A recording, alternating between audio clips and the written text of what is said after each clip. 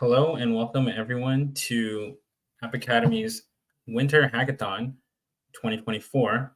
We're here, with a bunch of teams that have been working for the past 3 weeks on some incredible projects.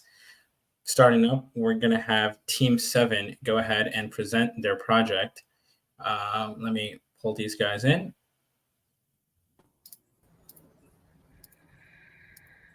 Hi guys, thank you for being the first ones to go ahead and present. You guys have 15 minutes. We're starting obviously a minute late, but I'm going to go ahead and give you guys that time and take it away. All right, thank you so much. Hi everyone, we're so excited to present our hackathon project. We're calling it Jada Needs a Website. This is our team. Michael couldn't be here today. He's at work, but Jordy and Sheena and I and Adesh are here to present our work. We broke this up, our task up a little bit into front end and back end, although there was some overlap. And Sheena and Michael took care of the back end, and the rest of us worked on front end. Now I'd like to introduce you to our client, Jada, and Jordy's going to tell us the story of how we met her.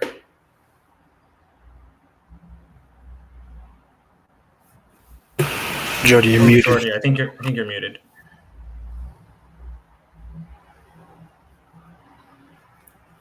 Yeah. Okay. Yeah. Sorry about that.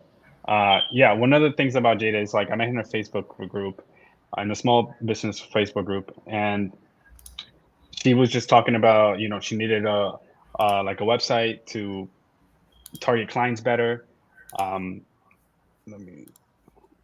can't see my screen.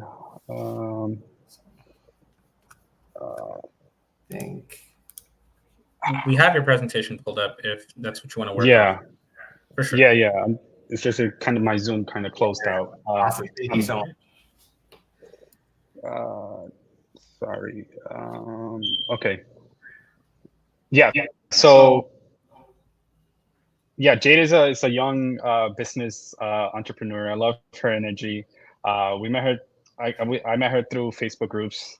We hopped on a call, and she mentioned she takes care of kids who are neurodivergent, who are on the autism spectrum, and it was amazing. I thought hey, this is a perfect project to take on. It targets our accessibility, and she already has a lot of energy. She's like a young entrepreneur, and I was like, why not help her? And that's who we ended up targeting, and it's been amazing working with her so far.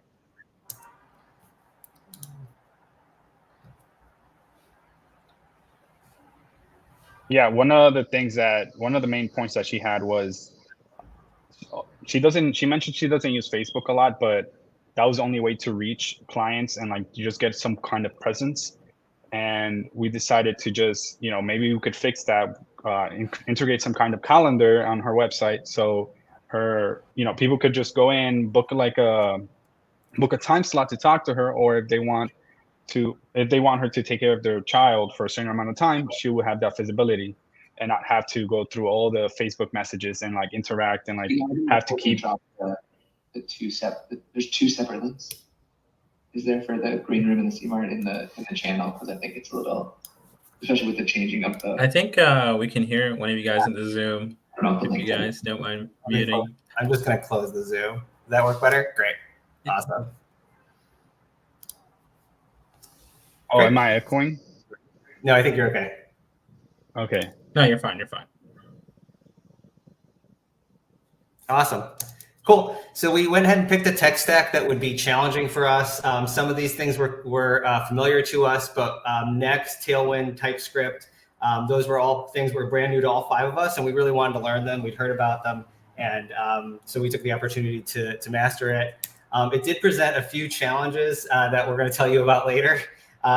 Mostly that we took on a lot of new things all at once, which made it extra challenging to learn, but also really, really educational. Cool. So we're going to take you into a little bit of a short demo of the app that we built for Jada. Let's see if I can find that here. Great. So this is our homepage. We designed with neurodivergent web accessibility standards in mind. We did a little bit of research on colors, and we picked this kind of pale green as our background. Jada had come to us, and we asked her about color preferences, and she was like rainbow, and then she was like Easter rainbow, pastel rainbow, and so I think we tried to satisfy her interests as much as possible. And the main functionality of the site was that we focused on was the booking process, and that actually was very, very interesting. To get there, it's just we have our call to action button in the navigation bar, and right here on the homepage to book her. We did an integration with an app called You Can Book Me. We started with Calendly, and we tried pretty much every calendar API that we could find. And what we discovered was that most calendar APIs, what they expect you to be able to do is book an event that has a fixed time duration. And since Jada could get booked for 3 hours, she could get booked for 8 hours. It's all dependent on what the parents need that day. We needed a flexible duration length service, and we were able to find that with You Can Book Me. To show you kind of the process, this is our a parent would go ahead and pick a date on the calendar, let's say the 12th, whatever.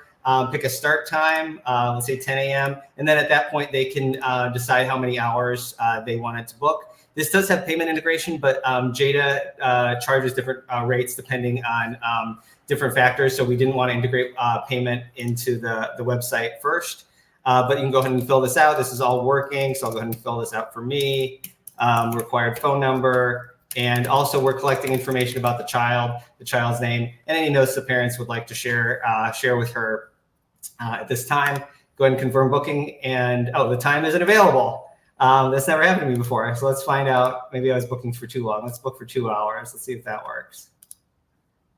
All right, great. And then you get a confirmation screen, and then the owner of the calendar will get a confirmation email. It's pretty much what you expect. And at that point, this is the email that's going to come through.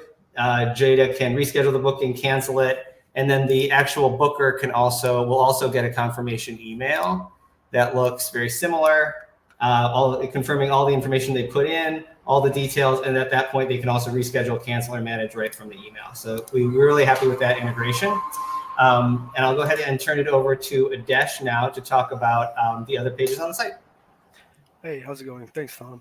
So this brings us to the front end of our CMS. Jada did mention that whenever there's a booking, she has to send the client a ton of links and a lot of information before, so we could just start in the services or about Jada. This is her certifications that she's certified in. All these are editable components from later. You'll see from she in the back end. She can add to these as she gets more, and there's a little about Jada part. We could go to services. These are normally the services she offers on a booking. Also all editable, clickable, and this is also all scalable for mobile too. Yep. Oh. Okay, we could go to FAQ. These are all frequently asked questions she gets. Again, this is all if stuff that she would have to pass on. It just simplifies life for her. We go to testimonials. This is her testimonials where she can add and delete. Resources is just resources on handling kids on the spectrum.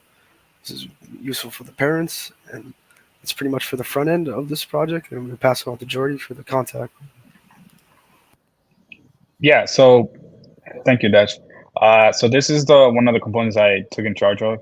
It uses email.js, and it's a simple redirection where, like, when a customer comes in, when a potential client comes in and they want to contact Jada, they will put in their email, their message, and this would be directed to Jada's mailbox. or it could be someone's mailbox. It doesn't have to default to a certain mailbox. And it's really easy. There's error handling in case someone wants to just submit randomness, just in case there's no empty values and she receives that email from whoever sends it. And now I'll pass it on to Sheena, who's going to talk about the dashboard in the back end. Thanks, Jordi. So, hi, I'm Sheena. I'm the backend developer of this website.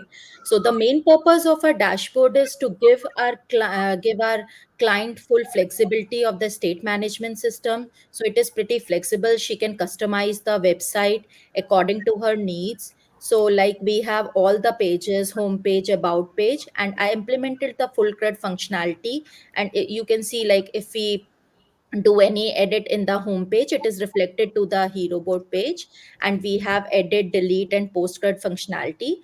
And now in Next.js there is no thunk option. So like I used React context and hooks to implement the smooth functionality between state management and asynchronous operation. And while dealing this, I faced lot of challenges going the from connecting front end to back end. So always use a lot of console log I put in front end and back end. Along with that, I used a network tab, and these are the upload images. And if we change the images from the libraries, it will reflect to the main page. I think someone has something in the background with. Sorry, that's. Do you mind just muting yourself for a quick second? Let me figure that out. Yeah. All right, Sheena, were you still going with your Yeah. presentation? Yeah, so the dashboard is like our main concept is to build the full state management system. So like this is the home page, and if we change any site title or subtitle, so the changes are reflected to the hero board. So implemented the full CRUD functionality so that Jada can anytime edit the post or delete the post and add the relevant data. And I handled it through hooks and the React context. And whenever the debugging tool I used is like network tab, and how the payload is working, how the request.json object is working. And I put a lot of console log to understand the workflow between the front end and back end. And finally the dashboard page is here, and you can see. I hand over to Tom.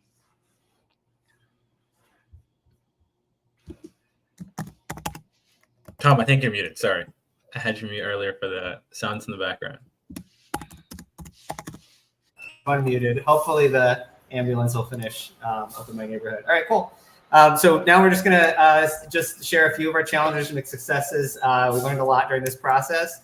Jordi, we all kind of look for clients, but Jordi was the most successful, and he wanted to share a little bit about that process. Yeah, so it came a time where we needed a client. We're running out of time, so I was like, let me just go on Facebook, find small business groups, and that actually worked. I posted a message on one of the many Facebook small business Facebook groups, and I got a lot of feedback. I scheduled Zoom calls with each of the 5 clients, the potential clients, and it was definitely like a tough one. It was definitely tough just finding a client. It's a lot of work. So I would recommend joining Facebook groups before the hackathon starts and start posting like 3 or 2 days before the actual hackathon, just because a lot of Facebook groups have like a policy where like if you join right away and then you start posting, it gets deleted. You would have to wait like a 48-hour period. And at that time, we didn't have that much time. So it just delayed our progress in finding a client. But that is one of the longest part. We started a week and a half later just because we had to like talk to the clients and like see what they wanted. So if we could do that early, that would have been better. Awesome. One of the big successes was Figma. We all got a chance to learn Figma, and I can kind of show you. I thought it was interesting. You can see what we kind of came up with our very first day using Figma. We all kind of picked a different page and started laying it out and trying to figure out how these components work. And it was really, really educational. And these were kind of our last mock-ups to kind of see this is a little bit of kind of where we started. And we got pretty far with that. Then the other thing that the big new thing that we learned was Next.js, which was very, very valuable. But the tricky part is that the latest version, which is a radical departure, just came out a few months ago. And so a lot of the tutorials and documentation online is outdated. So that was definitely tricky. But there's a great tutorial online if anyone's interested at the Next website. We also took on TypeScript, which was great for error handling and taught us a lot about all the errors we were writing. And Tailwind, which we enjoyed for collaboration, but actually really we felt glorified inline styling and made our code a lot messier to read. So I don't know if that was a super net positive. And then our final technology that we tried to take on was deploying to Vercel. We discovered very late in the process that, in fact, their support for Flask and Python was much more new than we realized. And we were not successful in just deploying, and it caused a lot of frustration in our backend team. So that was a real suffering thing we wanted to pass on in case anybody was thinking about deploying to Vercel. Maybe somebody else had more success with that. But if you're looking into that, know that it comes with some challenges. Cool, and that's it for our presentation. If anybody has any questions, we're happy to answer them. Thank you. We are a little bit at time, sorry, and so we might not have time for presentations right now. Questions. But yeah, it's awesome to hear that you guys took on so many new technologies, especially since all the entire stack is outside of the regular App Academy curriculum. It's super awesome to hear that. You guys mentioned having to find a client, a little bit earlier for the future, but just taking on all those technologies in the first place is obviously an impressive task in and of itself. We're going to have a little bit of a buffer between the next presentation. So I encourage you guys to stick around. Obviously, you're going to have to wait a bit, but there's a bunch more presentations left today. So yeah, I'm going to go on a quick break, and then we'll be back at 1:40 Eastern.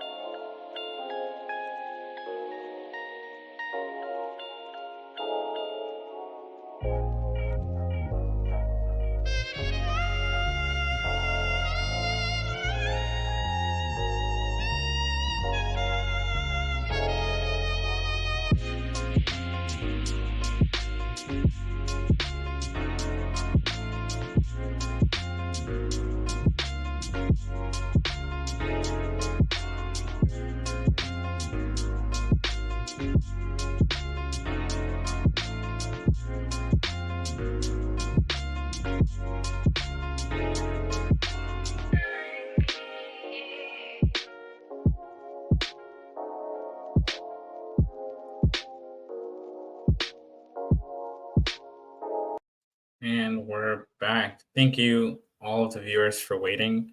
I know it's a little bit frustrating to have to wait in between when there's a little bit of a buffer, and everyone's pretty excited to see all of the projects, that we've had throughout the hackathon. We do have our next group up and ready.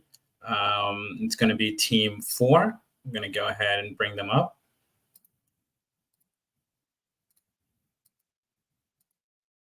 Hi, guys. your official time is going to start in about a couple seconds. You guys obviously have 15 minutes, and I'll try to give you guys some time reminders in the chat. But go ahead. Hi, everyone. So my name is Jenny. I'm one of the members in Team 4, and I just want to start off our presentation we created. I'll be talking along the way. So if you have any questions, feel free to ask. We'll try to hold them until the end. We do have a separate Q&A section.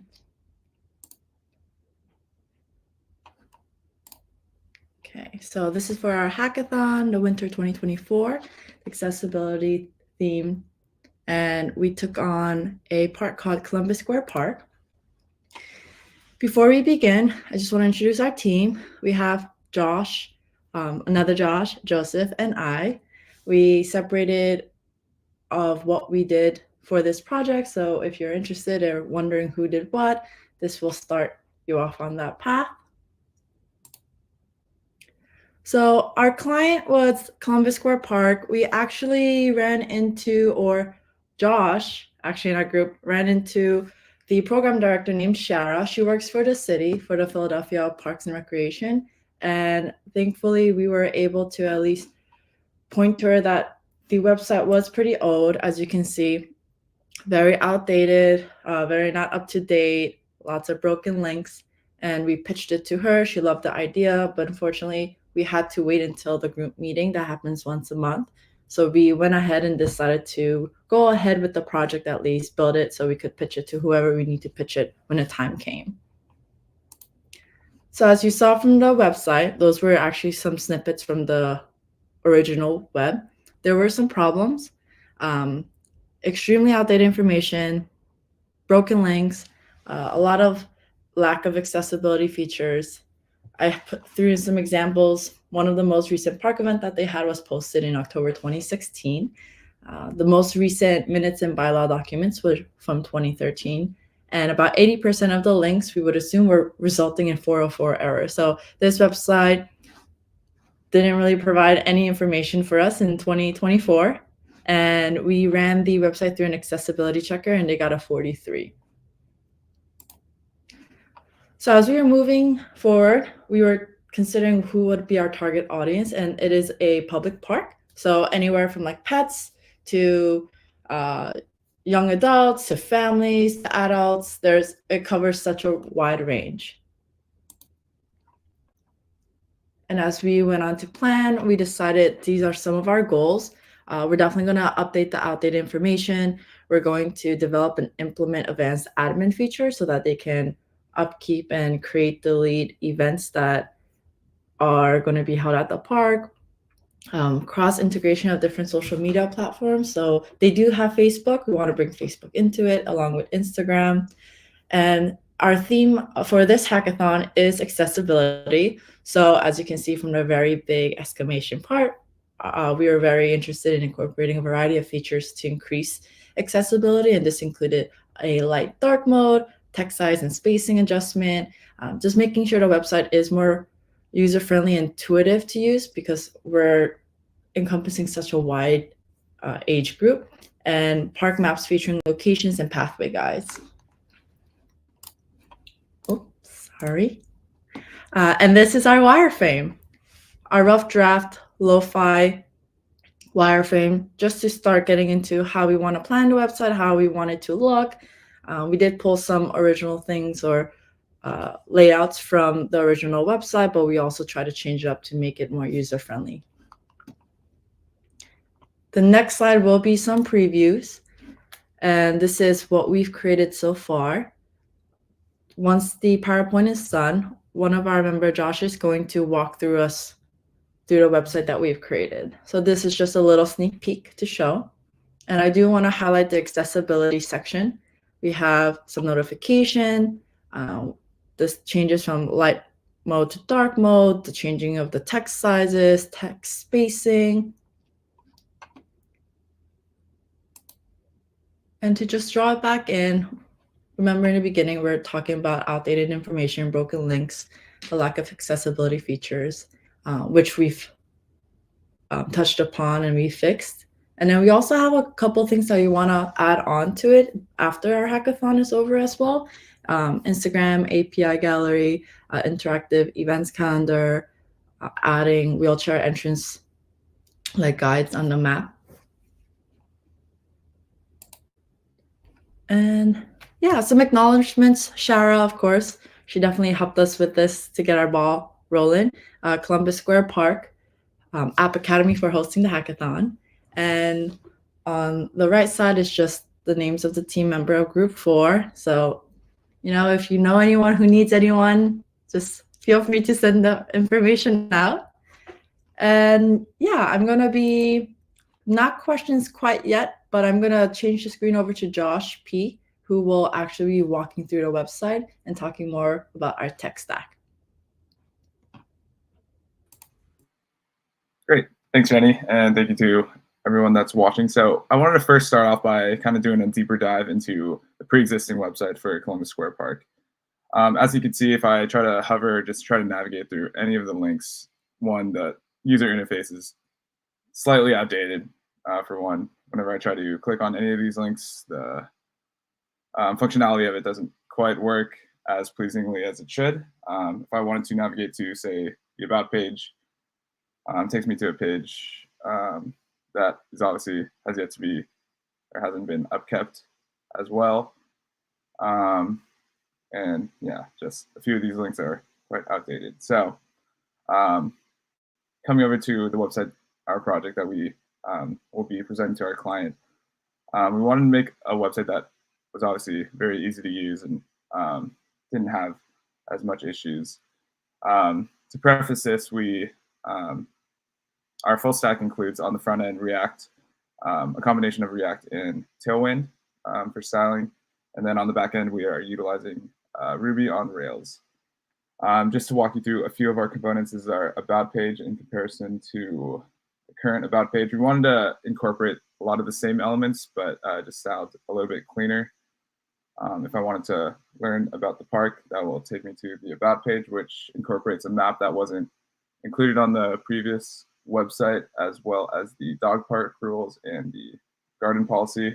All this text was taken directly from their site. So this is to be updated depending on what the client would like. Moving forward to our events, after some discussion with the client, we identified that events was something that they wanted to be able to update ongoing. So we have implemented events to have full CRUD functionality as well.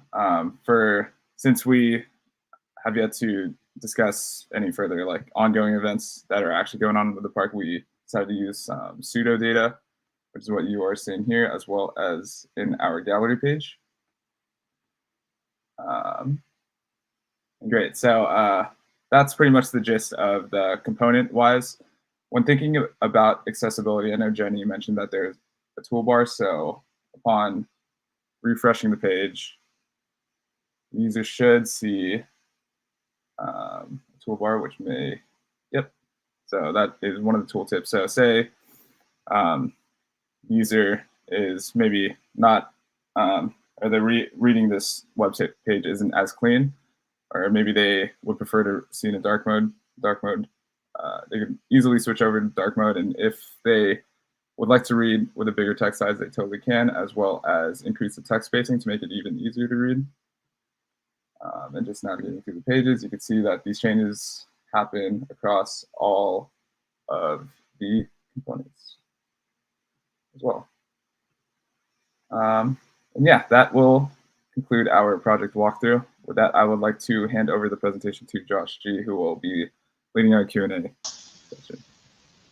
Yeah, before we start the Q&A, I do want to mention that near the tail end of working on the project, we did get approved by the neighborhood association to be taken on as a client by them, and they actually had a more robust idea of what they want the website to look like. So on top of what we have here, we're going to be integrating their Instagram feed into the gallery page,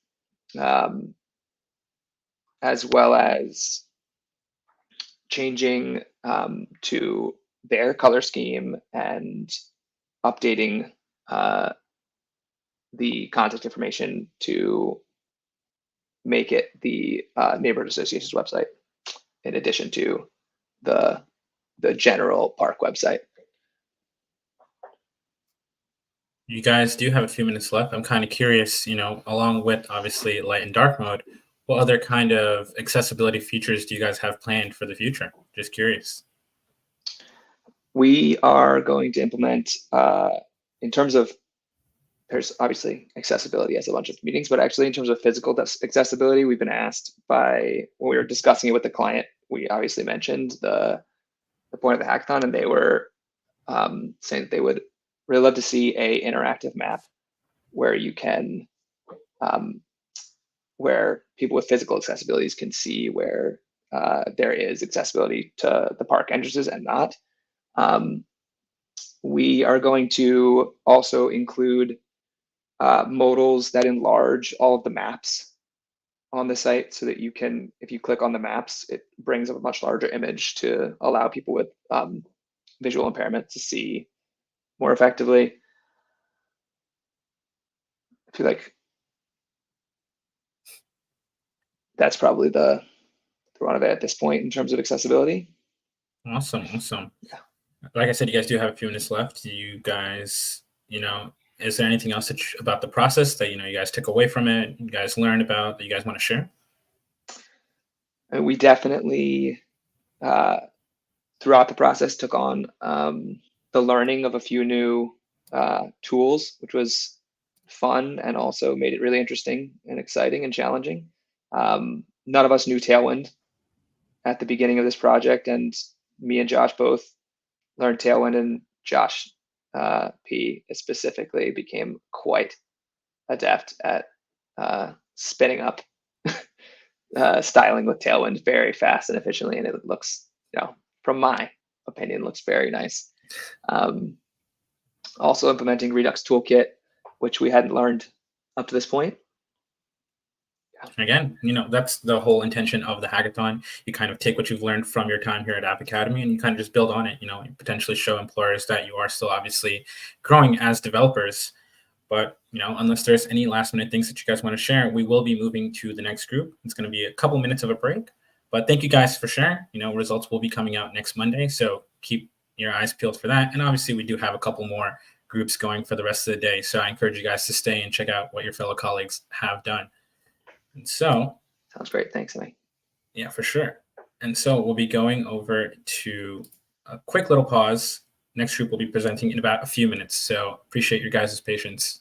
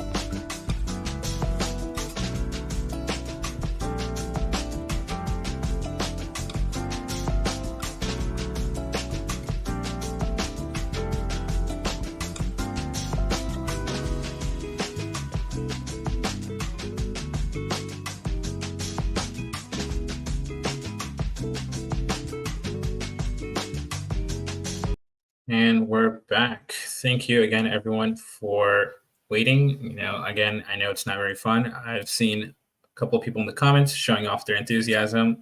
Glad to hear it. You know, there's obviously going to be a couple more presentations throughout, so I encourage you to keep watching. We do have our next group, Team 3. I'm going to bring them on stage. Hi, guys.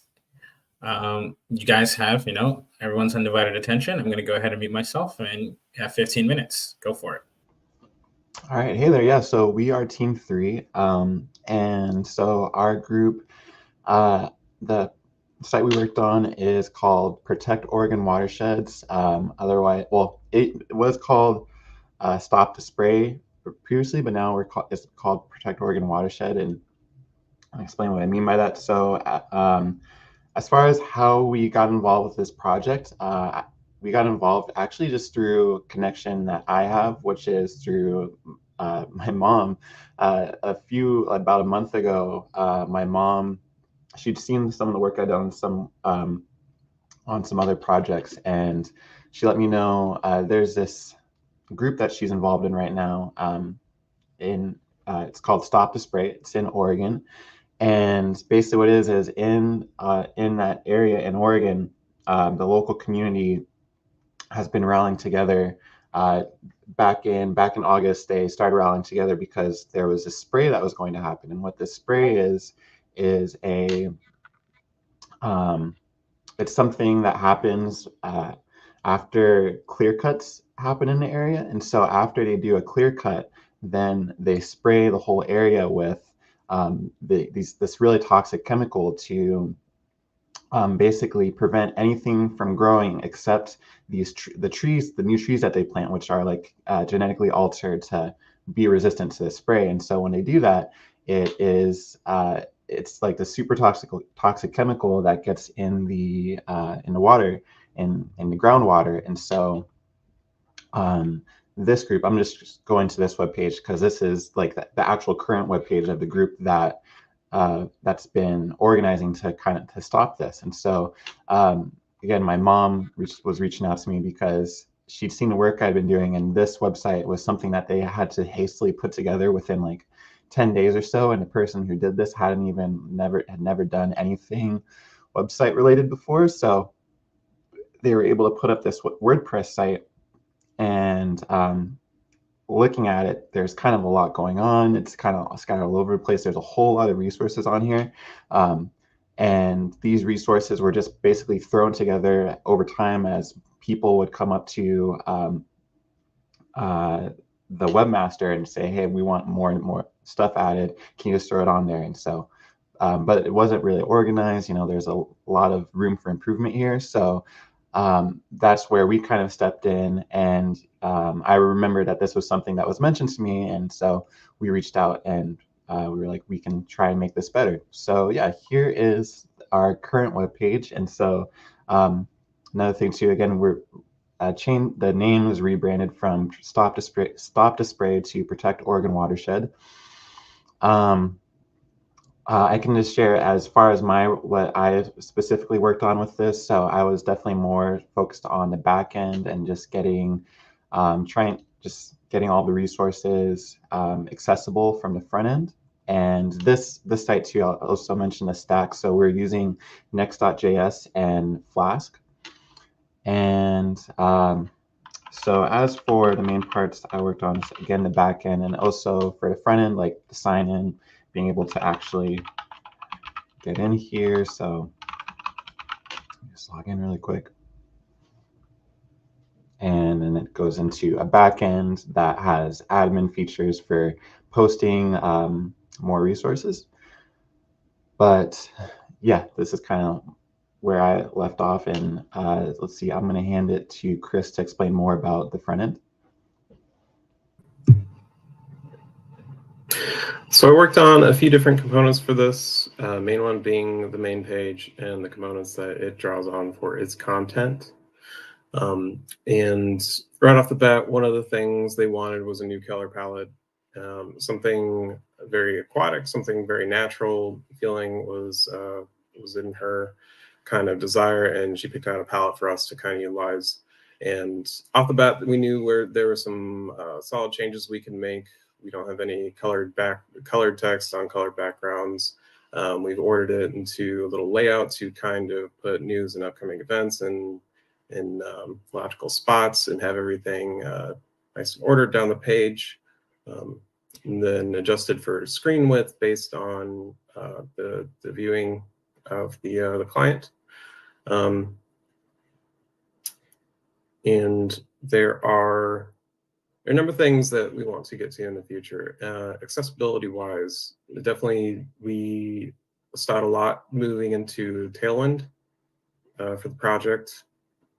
Something I think for the most part was new to us. It was new to me, and got to know that really well. I think as we go along here, and as it spends time with the organization, we'll move things, migrate things back over to using Next UI components as much as we can, both to keep it scalable and to keep it within the confines of the hypothetical where there's maybe like 1 or 2 programmers who are able to come back on work on this intermittently as the years go on. And then definitely one of our aims as far as accessibility goes is that the notifications for these events and the usage of these chemicals is relatively hidden. You have to know where to, first of all, which government organization to ask about it, and then you have to know exactly which website to go to and where to put in your email. We plan to simplify that. This is something that is probably going to carry us the furthest into the future. We would like to install an API that will collect not only the current sprays that they have to notify, but additionally any in the future that may need to come out on a different kind of publication. We would like a centralized collection of people who's would like to have notifications from this organization to be able to collect all that information in the same place. And we want to make that front and center where the initial title was. And then, yeah, I think I will hand it off to Nick to talk about some more components. Hey all, happy to be part of this hackathon. I'm very happy that my team put in a lot of effort on working on this while in the job search. So hands to that. Adding to the stack that we were using on the front end, we use Next.js. We also used the new app routing that they provided. They said that it wasn't ready for production, but now it kind of is. We used TypeScript, where we used to use JavaScript, so we learned TypeScript. All of us learned TypeScript, and it's all new to us. Tailwind CSS, some of us have experience with it, but Next.js uses Tailwind CSS. We also use the Next UI library, and eventually we're going to add the Daisy UI for carousel for images. So I worked on the setup and most of the front end here and there, just a little bit, just fixing things up. If we were to go to the about page, this is just the general about section where we didn't have the option to implement the carousel at the bottom yet. But yeah, it's just the upgrade from what they originally had, where it split up many things everywhere, and we just like condensed it all into one thing. We use a lot of components from Next UI. For example, the nav bar is from Next UI. It's mobile optimized already, so if you were to minimize the screen, you can see the hamburger menu that pops up. Yeah, and we also have, we implemented the dark mode and light mode, but the colors are not set yet. I have to eventually put it through a scanner to see what colors need to be changed from the light section, and then eventually adjust it so that it's color accessible for people for special needs. So that needs like the colors that they can't see. I don't know how to explain, sorry. But yeah, that's something that I need to do. And then also moving on to the action page. A lot of the pages linked to the action page is because to help this organization, there's not many things you can do other than outreach. And 2 ways to take action are to write. So I think in September, because they had this website out, they built it really quickly. They were able to help people send out letters. But it's hard to read. So they give you examples, who to reach out to, what medias to reach out to get more action done and more support for this organization. Because if there's no letters written out, there's not much that this organization can do. You need to write to officials, government officials, and this is the best way they can do their thing. So yeah. Eventually, we're going to be able to adjust all of these things. So the person that runs the company, because she's not technologically, skilled, she can use this the sign up and the admin page to make changes for the page instead of using WordPress. But that is about it. I think I'm going to hand it off to Jen to talk about the articles and the events pages. Hi, everyone. So I work mainly on the components for the articles and events page. So if we go check back the old website, we can see that they put news and the documentaries and also the recording meetings in separate pages, which is kind of confusing. So we decided to put them all together into the articles page. So we can make all the information easy to access and easy to understand.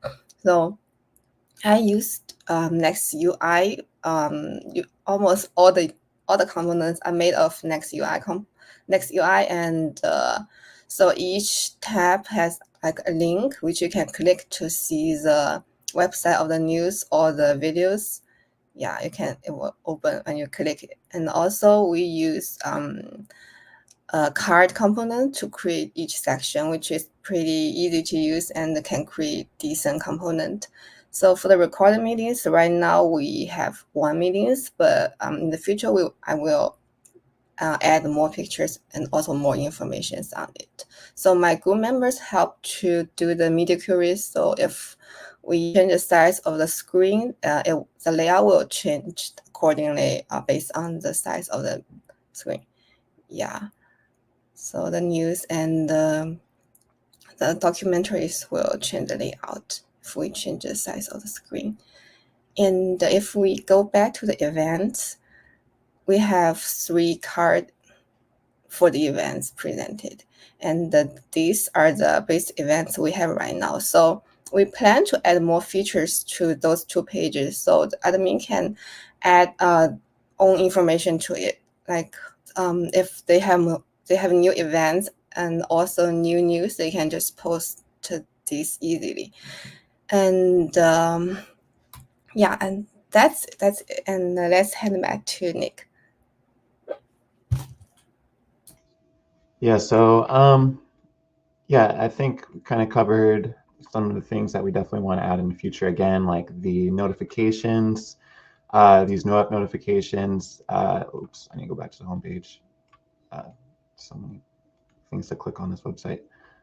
But yeah, again, this was communicated to us to be like one of the most important parts of the current website, and so being able to get this over and on our site and not have it be at the bottom of the page somewhere where the people who access this can like easily see notifications on when these sprays are happening. That's definitely a high priority for things to come in the future. Also getting, let's see, if I go back to the admin page, we have the forms created, but we haven't actually got these post routes working yet. So adding this, and then also adding in like, because we have calendar events, we have articles, but then we need to also create a form for like if you have a documentary that they want to add, or a recorded meeting, or also like a no-app. Again, these things, then there will be a form in order to do that. So that way, it like if there's something that needs to be added, they can have a way to do that on the website. And let's see, also, yeah, this we are just presenting on localhost right now, but we have also we have it on Vercel. We're some of the we were having some issue though with getting the backend with communicating to the backend on Vercel, so that's why we're on localhost. But we've got some issues to work out there. But all in all, I mean, considering that this is again this for a lot of us, like using Next. I mean, for me too, using Next, using Vercel, like doing this project in TypeScript, like I feel like we were able to accomplish a lot given all those things that we were trying to learn, and also again just a really good learning experience along the way too. Awesome. Thank you for sharing that. And it's awesome to hear, you know, obviously you guys are going to be iterating over that project continuously to kind of, you know, flesh out a couple more features and obviously end up deploying that site for your prospective client. And so thank you for, you know, sharing your guys' project. We do have a bunch more teams later today. So if you know, guys want to stick around and take a look at what your App Academy colleagues have been up to, I encourage you to do so. But with that, you know, we're going to go on a quick break and obviously queue up the next team. Thank you, guys. We'll be back right after we queue up the next team. So again, I hope you guys are okay with the little break.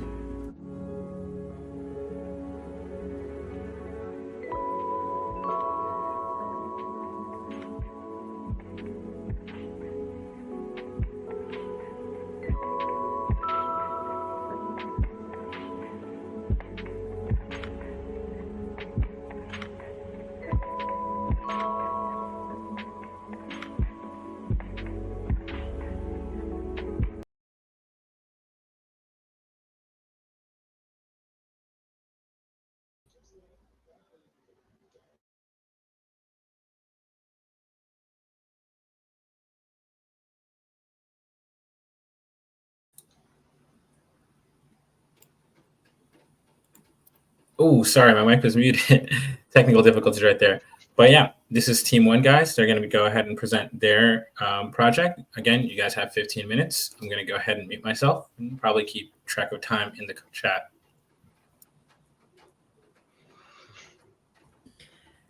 Good morning, everyone. We're Team Dev Pair, and today we'd like to introduce our solution to revolutionize the way that developers collaborate and learn. So if we could go ahead and pull up the screen share, start the presentation. Okay, so first I'd like to have us introduce all of our team members, starting with Min. Min, you want to go ahead? Hi, guys. My name is Min. I was the team lead. I did mainly full stack, front end and back end, and I did some of the design. And I'll pass it on to Saad. Hello, my name is Saad. I'm primarily a backend developer for our project, and I worked on the database as well as parts of the front end when needed. And I'm Melinda. I was a full stack developer. I worked both back end and front end and trying to ensure that they worked well together. And we also had John Wofford. He was a front end developer, and he can't be here with us today, unfortunately. So with that, let's dive into the problem that we're solving. So to give you some insight on the creation of DevPair, I've always struggled with social anxiety my whole life. So I understand the challenges that it can pose to connect, to collaborate, especially during a job search. You've kind of depleted your social reserve. And once you've done that, it kind of cripples you trying to reach out and connect with other people. You try to write a message 50 times over and you delete it again and again. And then finally, you're just so unable to even try that you just give up. And so this kind of led to us kind of taking more unique perspective on accessibility, not specifically targeting web accessibility standards, but accessibility in a sort of mental health aspect. So first, many developers can encounter obstacles in collaborative environments due to social anxiety, which will impede their ability to engage effectively with other developers. Other problems, they may have a limited developer network, which can impede their progress and hinder their opportunities to actually connect and collaborate. And 3, time and schedule constraints can often make it challenging for developers to find suitable pairing opportunities. Maybe they have a network, maybe they don't struggle with social anxiety, but they just can't seem to get the timing right. So by addressing these challenges, we are hoping to empower developers to overcome these challenges and create an inclusive and collaborative environment for all. And with that, I'll hand it off to Saad to talk about the benefits. So there are several benefits behind pair programming. First and foremost, we have growth and skill development, which that is what every developer strives for. Collaboration and innovation, which helps ease developers into environments where they will need to do projects that require team effort. Advancing careers with every project done, and last but not least, providing inclusivity and a sense of community simply through working with others. Which brings us to introduce what we've worked on, which is DevPair. We created DevPair as a way for developers to collaborate and communicate with each other, and to provide a platform that can help developers sharpen both their coding and their communicating skills. With DevPair, users are able to get around their social barriers thanks to virtual collaboration and communication, and create and further expand their developer network with all sorts of potential partners that they can find on the site. And from there, I'll pass it to Min to talk about DevPair's features. So the features we implemented were video chatting, screen sharing, real-time chat. We can edit user profiles and check like statistics on like who you're following, and they have like links to their social site like GitHub, LinkedIn, and anything that you can connect with them. So that's one of the main things that we introduced. For video chatting, we use like technology such as like an enhanced web RTC, which is called Agora. It's an SDK. You can pretty much, it introduces live streaming in real time, and then it allows you to screen share as well. For real-time chat, we use FlashSocket IO because our backend is Python. There was an extension for that. It allows for real-time chat while you're sharing your screen with them or in the voice call with them. And then we implemented a feature called random pairing, which Melinda introduced with the logic in the backend to always have like a random pair. You're always going to be meeting like someone new, not always the same person, just so you can increase the amount of connections that you can get from other people and increase your networking. And that's pretty much it for this part. The tech stacks we mainly used were Python in the back end, and we used for the front end, we React Redux tools, toolkit, and TypeScript, which was new to us. The features that we needed for video chatting, the frameworks and the packages were FlashSocket IO and Agora RTC. Those were the main ones that helped us. FlashSocket was for live time chatting, and Agora RTC was for video and voice calls. And then we also introduced AWS S3 for image.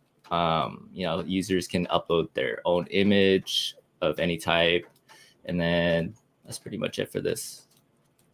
It's time for a quick demo. I'm going to pass it to Melinda.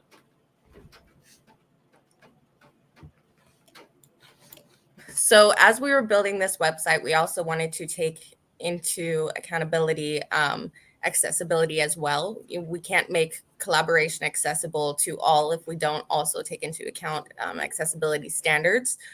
So we spent a lot of time kind of testing out color contrasts, deciding whether or not to implement dark mode or start in dark mode, which is something that we did decide to do.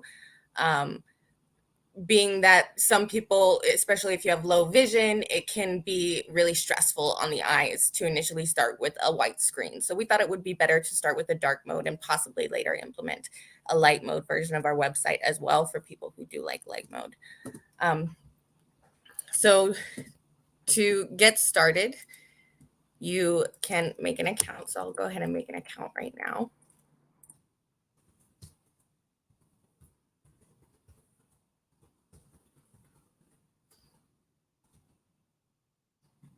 And when you first sign up or when you first log in, it'll take you to your user dashboard. Here you can click on this to start your video pairing. You can check out your profile, get a preview of it. You can edit your profile. You can add a picture. Let's see. Change your about me.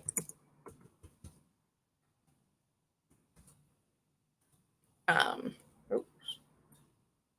Here. Let's just grab our website link.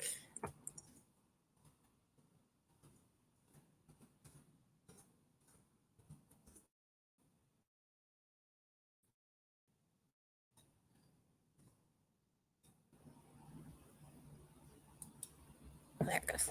Okay. And then you'll get all your updated changes.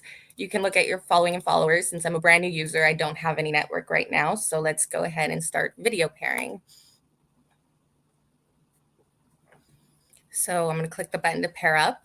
It will load. It will connect me through the WebSockets to join a room in the WebSockets. And then it'll connect me through Agora to join a channel on Agora for video streaming and screen sharing. So right now I'm paired up with Idris Lithium 01. Hi, how are you doing? This is great. This is beautiful. I love this. I'm sorry about that. Min, would you like to try to join the room?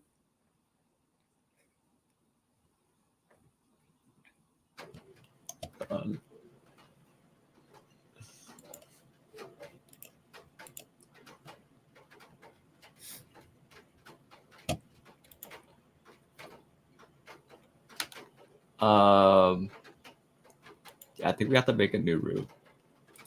Okay. Okay, there we go. There we go. Okay, so I'm in a room with Min. You can adjust the volume of the other user using this. You can mute yourself. And you can also screen share. So if you want to share your screen and maybe head over to NeetCode or LeetCode, whatever DSNA you would prefer. I'm gonna do it right now.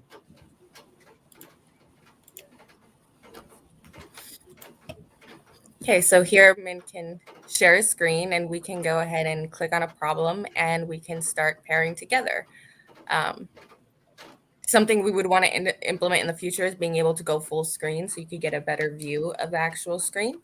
And then you can also send chats here. So say maybe you can't speak, you can send it. Or maybe you want to copy and paste the code so that you can then go and take it and submit it through your LeetCode account.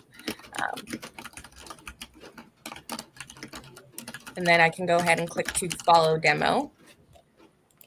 And now that we're done with our coding session, we will end the chat. And then if we go back to our dashboard, I can see that I'm following demo. I can go and look at his profile and see who he's following, who's following him. I can unfollow him, follow him again. Direct message is a feature that we're looking to implement in the future as well.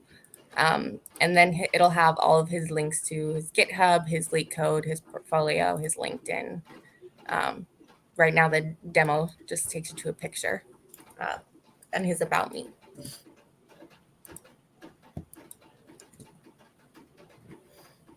Some other things that we took into consideration when building the pages is our buttons, especially on the video page. A lot of our buttons don't have actual labels on them.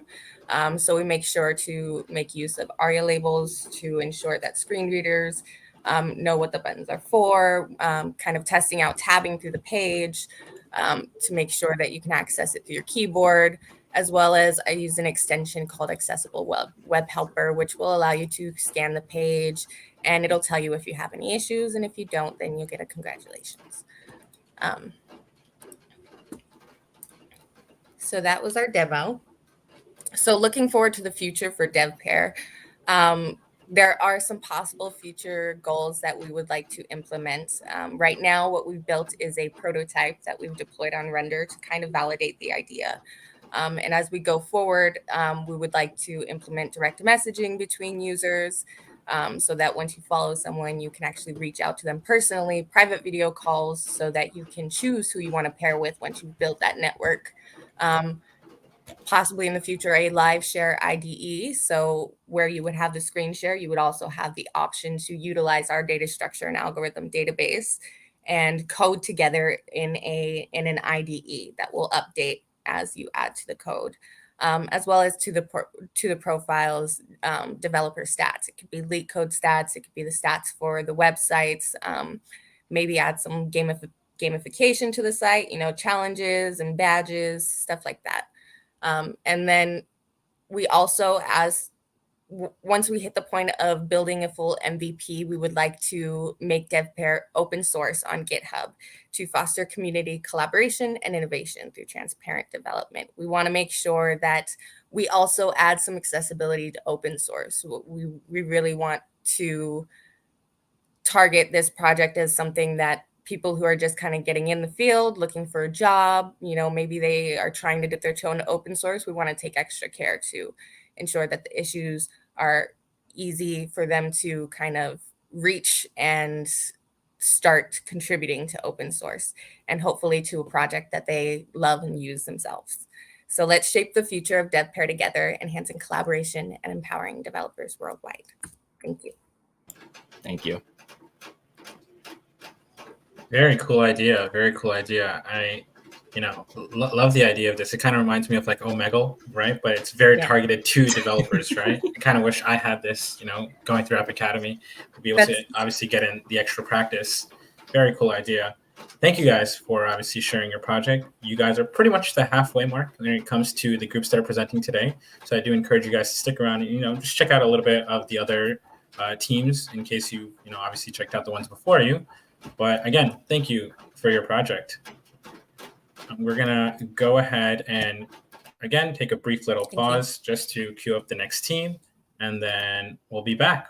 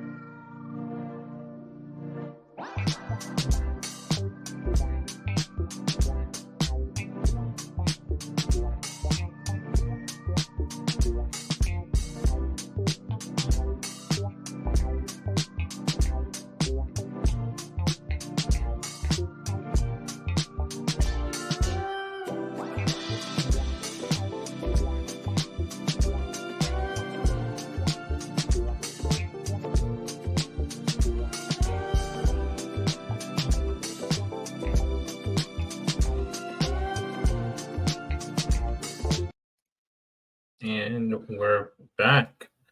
The next team, I believe, is Team 8. Let me go ahead and bring everyone on stage. Hi, guys.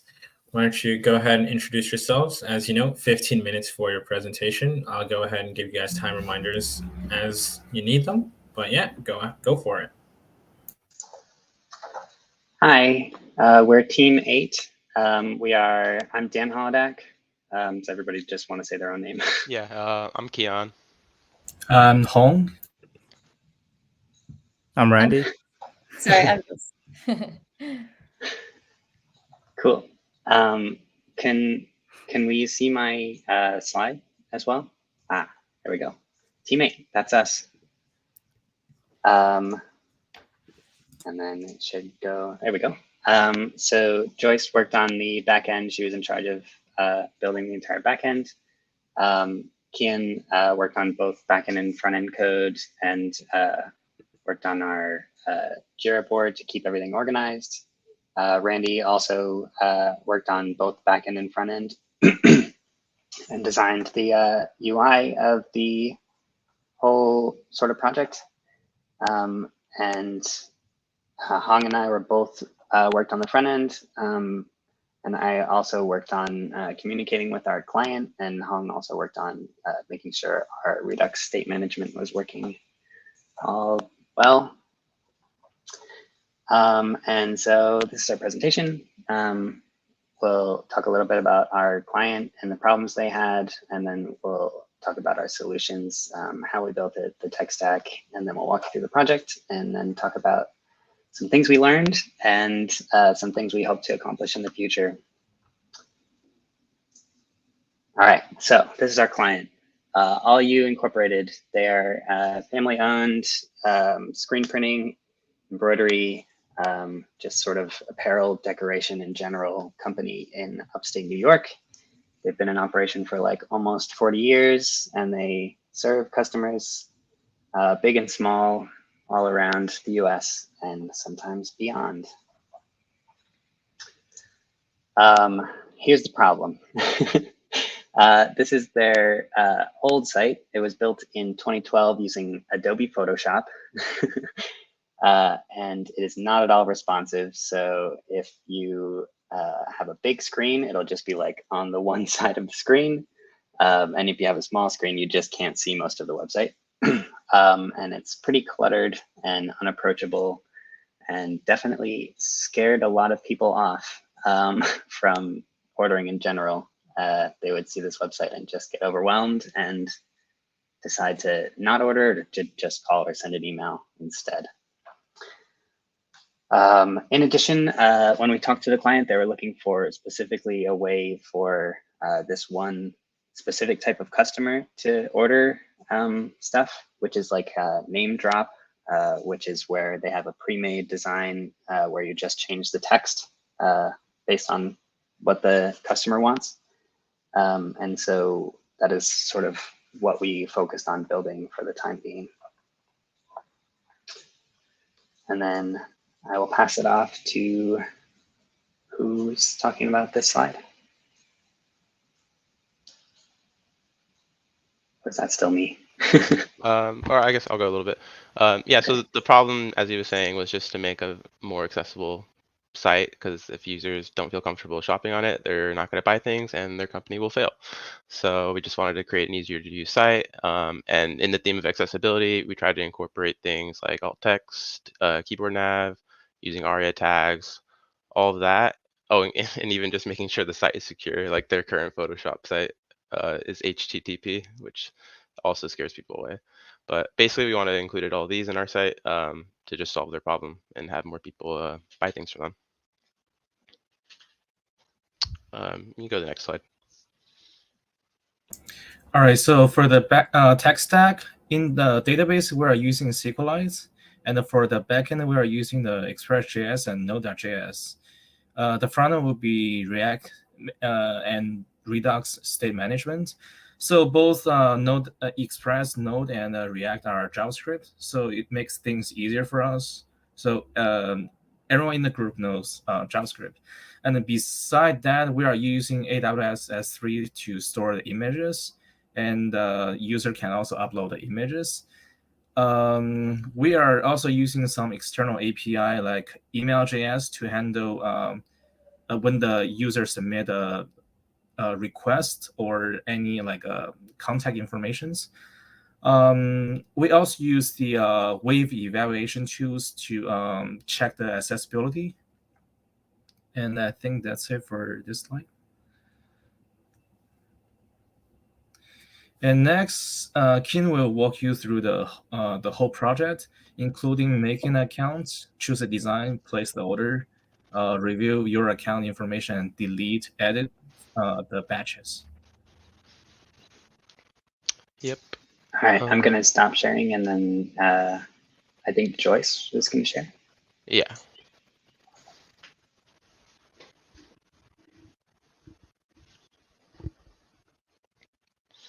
Okay, awesome.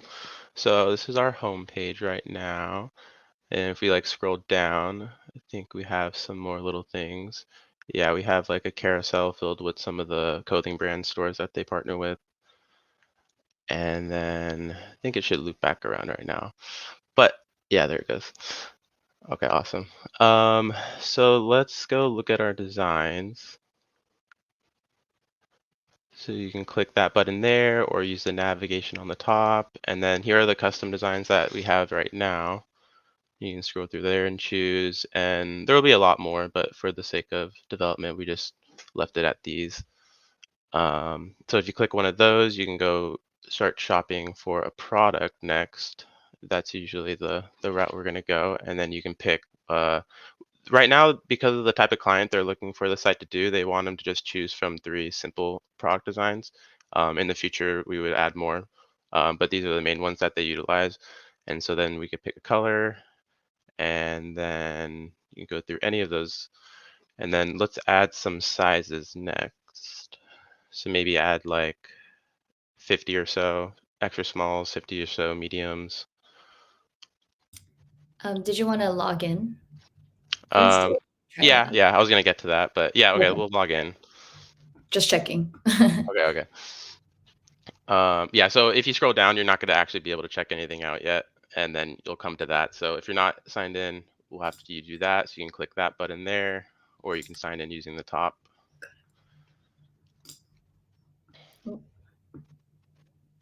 Ooh. Okay, well, let's sign in over here. I think we'll use John Doe. Okay, John Doe should be a user.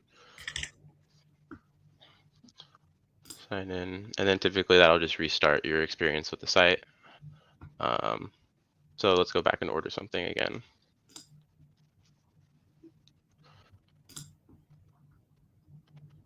And then let's pick a hoodie or a black frost shirt, and then change the color. And then go ahead and pick some sizes you want to include into your order.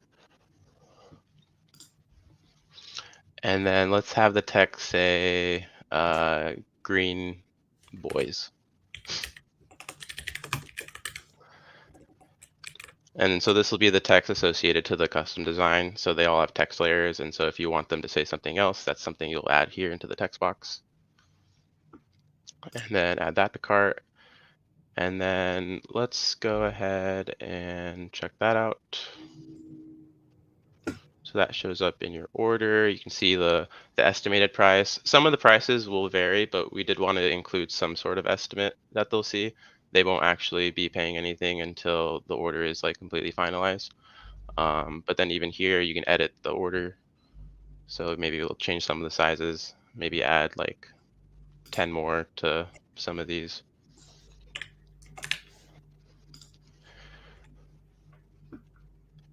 Yeah, we'll update those.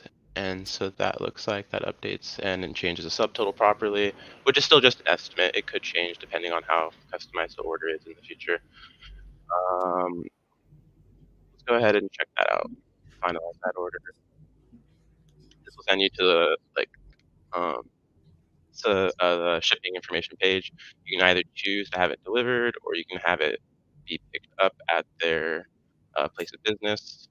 So either one here, if you want to fill out some of the form info, you can do that.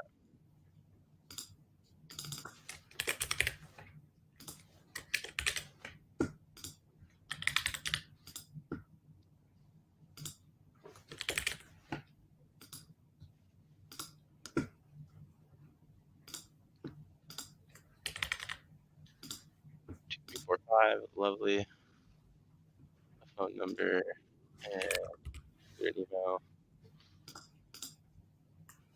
And then here's just any extra information that maybe you want to talk about or discuss. Like submit a design is still up for change. Like the company has their own designers, so if you wanted to alter something about it, you can discuss it over the phone or through email. There will be time between the order and it being processed for things to change, which is why the price isn't really finalized until later on in the process. Okay, so that looks good. Let's submit that. And we'll get to a confirmation page. It'll have some information of who you can email there, and we can also check out our order history with that link there or in the nav bar. And so these are some past orders that were already associated to the account. And they are split up by like the batch. So like we could have multiple orders with different colors and designs. And so you can actually edit all those individual like batches of an order before they're being processed. So just because you order like hoodies and also shirts, if maybe the hoodies were done and the shirts weren't, you still have the option to edit the shirts if they're not done yet. So let's go to the order we just did and maybe customize the text. Let's go see what that said. Green boys, yep, that's what we did. Maybe like, it's not processed, it's in progress. We still want to change it. Let's go ahead and change that to something else. I don't know, Green Bay. Maybe you like that team. And that looks just fine. Awesome. And then we have just a few other links like down at the footer and in the nav link that can take you to learn more about the company itself. You go to About Us. That's the owner right there, founder and CEO, lovely man. Just some additional information. You could even link to the Contact Us page. So sometimes people don't want to order right away and they still want to learn more about how it works. So you can hit the Contact Us page. And then you can submit a form with your specific inquiries if you want. Let me go do that as well.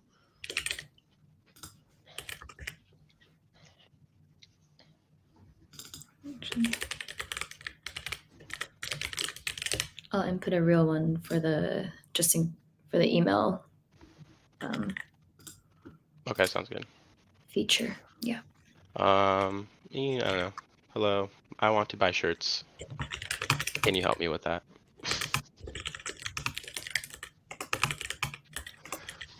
And this will be sent obviously to their business associate who handles client outreach. And send message. And that will be sent over to them. And then this was a very old, this allyou.com tag was a very old thing that they had on their site, which we want to include just for like a little Easter egg. But you can scan that QR code and it'll take you to the old site. We'll definitely redesign it and have it be the new site though eventually, just for fun. We should get back to the slides for just the last couple minutes. Yeah. Okay, so that's a basic run through of our project. Let's move on and finish up with the closing thoughts. Cool.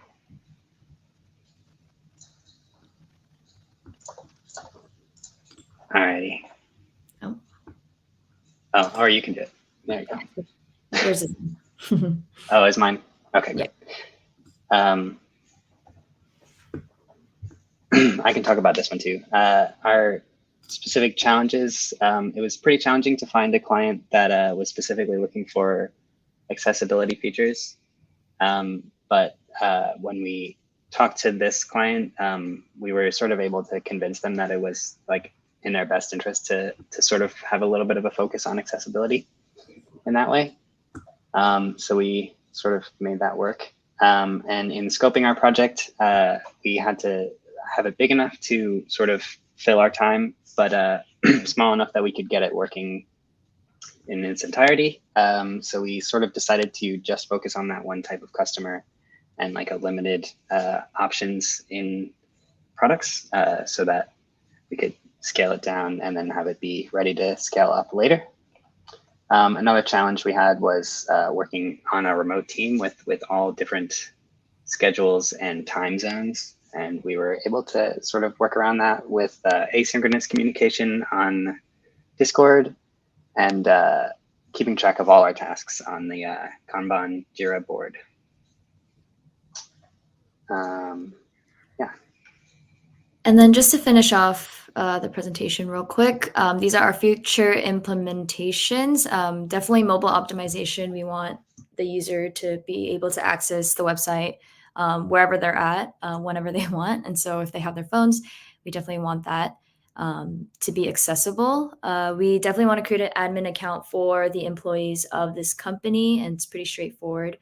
We want them to be able to edit the designs, the products, and even be able to see all the order history and the data of their customers. Another implementation was custom designs for users themselves to upload their own designs, personalized designs, and to be able to add that onto products, and then so the company can simply print it for them. More products. For now, we just had some t-shirts and a hoodie, but definitely there will be much more things like hats and more sweaters and more t-shirts, different styles. And then a dynamic preview where it allows the user to see the designs like pre-made on the website, like maybe like a drag and drop, so they can add the design onto a t-shirt wherever they want it. They can shrink it, they can make it bigger, put it on the corner, make it a logo, anything like that. So yeah, that is the end of our presentation. Thank you. Awesome. Thank you guys for that. Very cool to see, you know, how different the website is relative to the original website that you guys, you know, are basing everything off of. I hate to tell you guys to scoot on over, but because of the fact that we're a little bit tight on time, I do kind of have to jump into, you know, waiting for the next team to queue up. But again, you know, very cool design. Again, love to see the disparity, you know, the amount of progress that you've made, making it feel a little bit more modern relative to the original website. But yeah, we do have just a few more presentations left over today. If you guys, you know, would like to stick around and kind of take a look at those, I encourage you to do so. But again, thank you. Yeah. Thank you. All right, guys. So we'll be back in just a sec with the next team queued up. Please hang tight.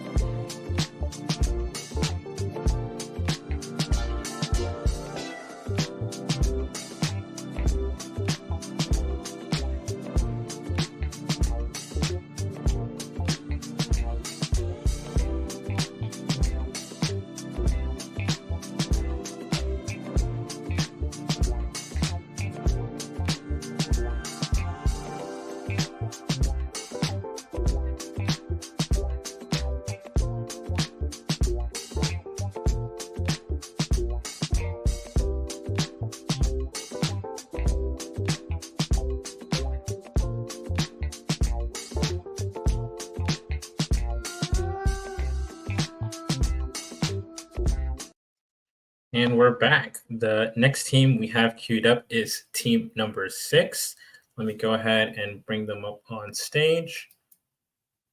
Welcome, guys. Welcome.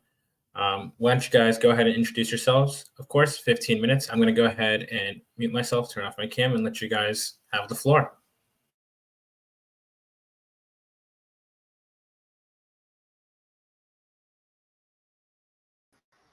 Oh, hey guys, we're Team 6.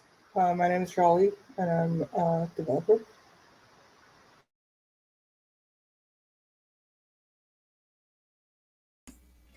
Hi, my name is Corbin, also a developer. Hello, I'm Roberto, also developer. Hi, Victoria, also developer. And Lola, also developer.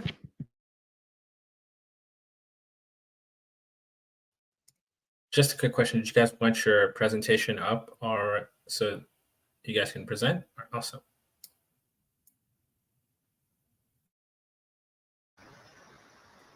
Hey guys, we're Team 6, and we are presenting our project, Mountain Fish Company.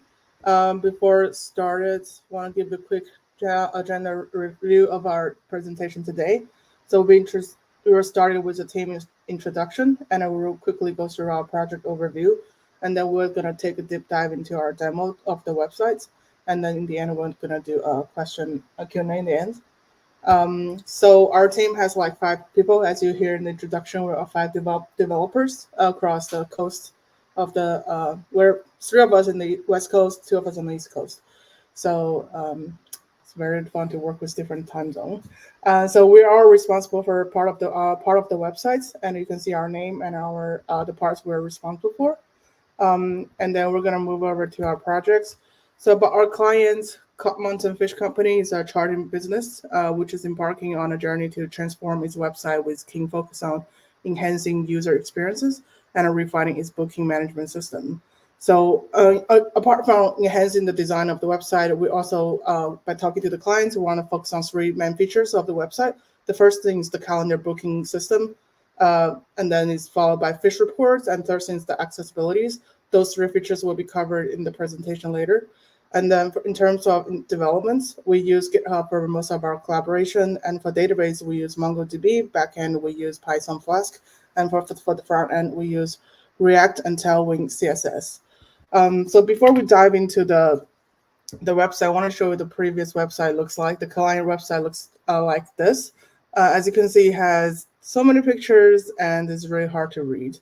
So with the enhancements of our new features, now that we completely changed the color scheme and we organize the information in the following way. So for example, as you can see on the homepage here, the trip types are being centered in the page. And also in here, you can clearly see we categorize the information into the trip cards so people can see what kind of information they need from different trip they're looking for.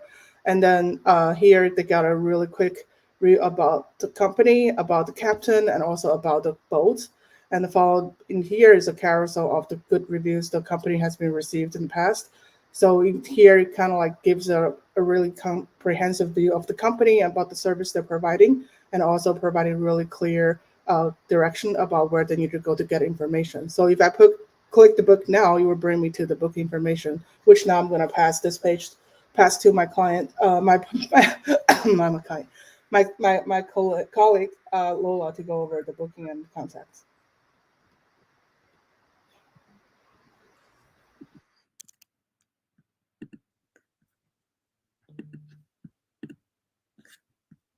Okay, my name's Lola, and I was responsible for the calendar part. Just want to make sure that, can you guys hear me okay? Yep, okay. So this is the calendar that I built from scratch. It was pretty complex due to the specific requirements and constraints that our client wanted. He wanted to have all of the current bookings displayed on the calendar. And he wanted different images depending on the trip type. So there's 4 trip types. We have rockfish, halibut, tuna, and wildlife. Each trip type has its own requirements and constraints. So for example, a tuna trip is only offered at 6 a.m. and it's a full day trip. And you have to book the full boat, so all 6 seats. So if someone were to try book on this day that it looks like there is a tuna trip, they wouldn't be able to book. All other trips, Rockfish, Halibut, and Wildlife Tour offer a morning or an afternoon charter. So you can see here on the 2nd, there is a Rockfish morning charter. Oh, this is in the past. So a user wouldn't be able to book on this day. But let's say, for example, here,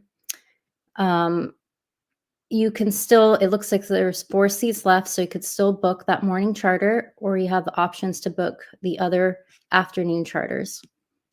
If the boat is completely full, like for example, this afternoon charter, someone has 6 people, so it's a full boat, but you're still able to choose from the 3 other options for the morning charter. And then down below is the trip descriptions. And if we wanted to go ahead and book, let's say on this day, it looks like there's no current bookings, so we should have all trip options. Say we want to book a morning Rockfish trip. If there's 6 seats open, it will give you the option to book it as a private charter, or you can choose by individual seats. So say we wanted to book 3 seats, and we'd enter in our name and our phone number and email. And it's currently not set up. We haven't implemented the payment or the confirmation feature, but it will still show you this trip, Rockfish, February 21st at 6 a.m., 3 people. It should display on the calendar down below. And then you can see that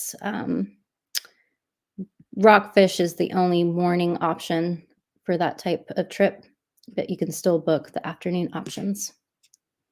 And then I was also in charge of the contact page, where the user can see different contact information, links to Facebook, Instagram, etc. And then I used Email.js to implement this sort of message or contact form, which will send the message with all the information to our client so that he can get that information. And then I used Google Maps API to render this map with the business location. And now I will pass you on to Corbin.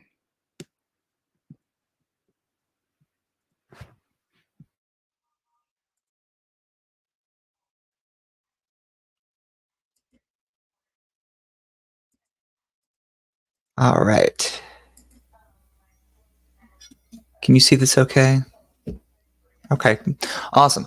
So I was in charge of doing the fish reports, and right now, as the owner wouldn't be logged in, right now we only have 2 just kind of to display, but the fish report is just information about the catch that the owner does or has made that day, and different photos and just information about what he's doing.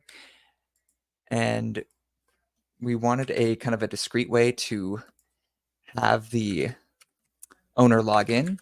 And so there is no like actual login page. All he has to do is put his like login password here, and then it will store him in the session. And so then when he goes to fish reports, he can see the ones he already has made. He can edit them or delete them. And of course, he can create new ones like this.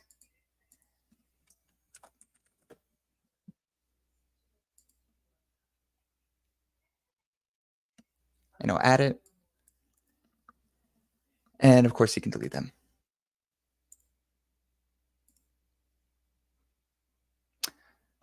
Awesome. And I will pass it off to Roberto. Hello. I'm Roberto. I'm primarily worked on the back end for the majority of this hackathon.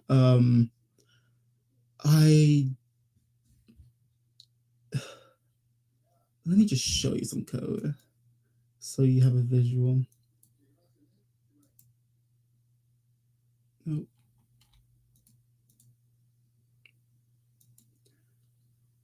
Do you see my screen just fine? We primarily work with Flask as we wanted to have scalability and flexibility to prototype things at a very fast rate. So we use Flask as we were able to utilize Python's inheritance to essentially create a class of credible operations to limit our boilerplate within our routes. So by doing this, we were able to just skim off so much time within this project and allowed our technical debt to be as minimal as possible. We also utilize MongoDB as our primary data solution because we wanted the scalability to factor in for future features and future developments within this website. I think that's all from me. I'm going to hand it to Victoria.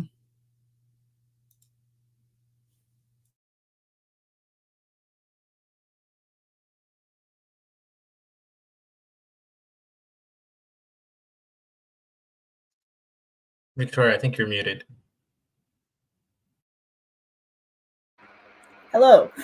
So I'm Victoria, and I was primarily responsible for building out the accessibility features of the site. And let me know if it's still like screenception here, or if it's just the website. So It's just the website. We're good. Just the website. Okay, perfect. Thank you. So one of the first things we did was ensure that the HTML document language was set to English. This is in order to comply with screen reader compatibility. Other ways in which we ensured screen reader compatibility throughout the website was by using semantic HTML tags and elements throughout, as well as not using any acronyms, abbreviations, or dashes. Additionally, all lists are either bulleted or numbered, which again makes it compatible with a screen reader. It's also fully keyboard nav friendly, so you can tab through all of the links and you can click enter and it'll take you to that page. So each page is fully keyboard nav friendly. I also made the logos nice and big for people with visual impairments. The font, we ensured that the font was at minimum 16 pixels of size, and the emphasized text with bold font, as well as we used Tahoma, the font style Tahoma, throughout the entire website, which we, through our research, found was one of the most accessible fonts, along with Arial and Verdana. And we also ensured that throughout the website, there's a 7:1 contrast ratio between the text and the background. And I'm going to show you exactly why that's important. DevTools has this nice feature where you can emulate vision deficiencies. So if someone has blurry vision, right? It's obviously blurry, but you can still read it. And that's because of the font style, as well as the size and the contrast with the background. And then someone who would have reduced contrast vision, this is what that would look like. And as you can see, thanks to the dark background and light text, or in this case, the light background and dark text, everything is still fully legible, including the buttons and the links. All links are underlined either by default or on hover. And to help with the page navigation, we also have an underline wherever the user is. The current page is underlined in the nav bar. We also ensured that all of our forms had labels versus just placeholders. And then we also built out this little voice recognition component, which right now it doesn't really integrate with anything. We hope to in the future integrate it with our forms or potentially a search functionality. Right now it just prints out the transcript underneath, like so. Hello, I love fishing. So then you can reset that, and as you can see, the microphone turned off, and then you can reset that, and then it'll reset the transcript. So we're hoping to integrate that into our forms for those that might not be able to type as much on the keyboard. We're also hoping to add a little accessibility bar where users can toggle certain accessibility features on and off. So they can toggle between a high contrast layout and a low contrast layout, as well as make the text size even larger if they need it to be, or toggle between this normal font or like a dyslexia-friendly font. And that's everything from me. Thank you all for watching. Awesome. Thank you guys for that. Very much playing into the theme of accessibility, especially in terms of web content, right? With the, keyboard navigation and everything else. Very cool project. I hate to, again, tell you guys to scoot on over. There are, questions for you in our live stream chat. So, hopefully you guys get to address them off stream. But we do have just a few more presentations left today. If you guys would be willing to check out some of your colleagues' work, feel free.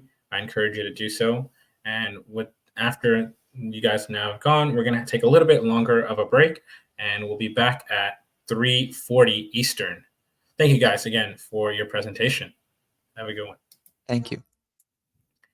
Again, guys, we'll be back at 3:40 Eastern, so a little bit longer of a break, but don't go, too far. We still have a couple more presentations left. Have a good one, guys.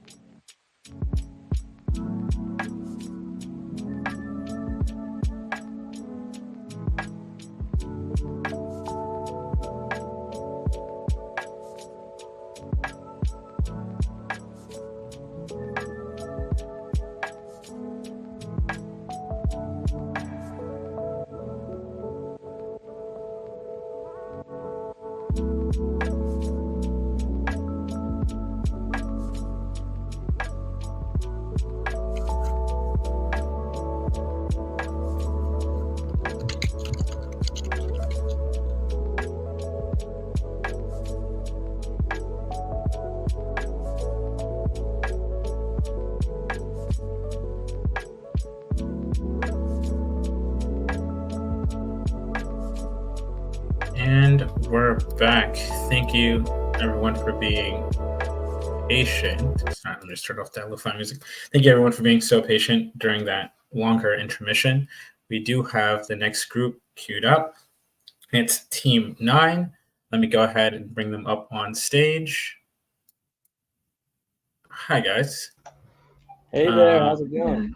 Pretty good, pretty good. You guys are pretty much, getting ready to help us wrap up the hackathon today. Why don't you go ahead and introduce yourselves? Obviously, 15 minutes as per usual, and take it away. Well, I'm Michael Golshani, front-end engineer, and I have my teammates here, Chad Fitzgerald and Lillian Hidalgo. And can you guys see my screen right now? Okay, perfect. Yeah, so we're focused on the fashion brand redesign, Team 9, and as I introduce ourselves, we will move on to the next slide right now. Go here. So, finding a client, as we all know, in this hackathon was tougher than we thought. We didn't expect to have so much issues doing that. We went to volunteer groups, didn't get a response back.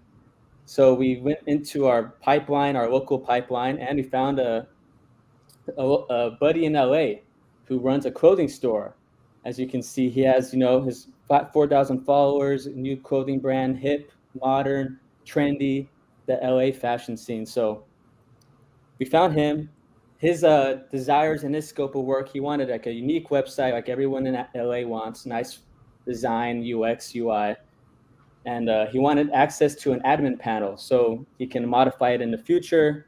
He can change images here and there, add pages. That was in the scope of work, of course. And then we brought up accessibility focused features for his site, since that's the main purpose of this hackathon. We told him, hey, we can make your accessibility better. Chad will go into that later. His score is definitely less than it was now. And of course, designer level UI, UX. So, being in the clothing industry, you need to have a certain level of design. You can't have simple designs for your site. You want it to be, you want it to transcend and make waves in your industry. So this is our client. It was cool working with him. So the problem for any clothing brand you see nowadays, you see the same Shopify templates over and over, and people can't stand out. So the other issue is custom websites tend to be expensive. If you're doing everything from scratch, you need to hire software developers. They need to know what they're doing. You're paying a salary. You're paying overtime. You're doing a lot of stuff. So a lot of local brands don't have that resource. And the limited admin panels in these Shopify templates, they're very limited. Or if someone else does it, they might not focus on that criteria, which is important for our client who is a brand owner. He needs to update and modify his store pretty often. So we all came together. We said, how can we fix this solution for him? How can we make something modular for him? How can we give him something nice in UI experience? And this is our solution. We did a lot of research as a team to see what solutions are out there. There's a Shopify headless that they have out there, but we also found Payload CMS, which is a nice content management system, which is, as you can see, all TypeScript, has admin panel accessibility, Stripe integration, completely open source. They have 17,000 stars on their GitHub, and custom Next.js components. So we worked with React. So working with Next.js for us as a team was a new thing to step in, but it's still pretty similar to React components, and we were able to customize our own UI components and stuff like that for our customer. So yeah, we used the Mongo database with Payload, and they have a nice Payload cloud pricing, which made it easier to host and store our files and his products as well. So this was a good solution that we all decided to do because time is short. When you're working 3 weeks with a client, you don't have too much time to beat around the bush and try to make everything from scratch. And especially if you have a high-end client who wants a high-end website and beautiful, you need to start running. So we had to go into this source code and really dive deep and understand how to manipulate it. So it wasn't that easy to do. But yeah, so this was a good resource right here. And I will go out of this and we'll start the demo real fast. we'll show you guys our website right now. Let's see. So together we wanted to focus on a nice design. We want to focus on something modern for our brand. He's a client in LA. We want modern, something new. So our team got together. We outsourced. So we worked with our client to actually make this model for him. This is our own IP. But we launched his new product right here. It's called the Yin Yang Hoodie. We teamed up. We created the scene. We outsourced the model. We got it created. And then we modeled all this in Blender. As a team, we said, what kind of scene do we want to create for the hero page? Nice marble slab, back end, 3D model, nice and simple. So as we go on, we have his own man branding here. His homepage has a nice slider for his photos. He does a lookbook with his photos. So this is a nice little catch here, designed with intention. A lot of modern notes and features in our homepage here. His products, Lucky 18 piece. All these assets are taken from his store now. Bet on yourself. Nice smooth scroll that's focused on accessibility. This smooth scroll that we have on our website specifically tracks your mouse scroll so that it doesn't take accessibility, doesn't throw accessibility out the drain. So yeah, we have a nice modern landing page for our client right here. This is all designed with the team. We wanted to focus on what notes are there. We all got together and said, this would be nice. Let's do this. Let's do that. So now if we go into a product, we have all his products in here in our page. This is a nice little product page. We all individually sourced and seeded his products from his website onto our site.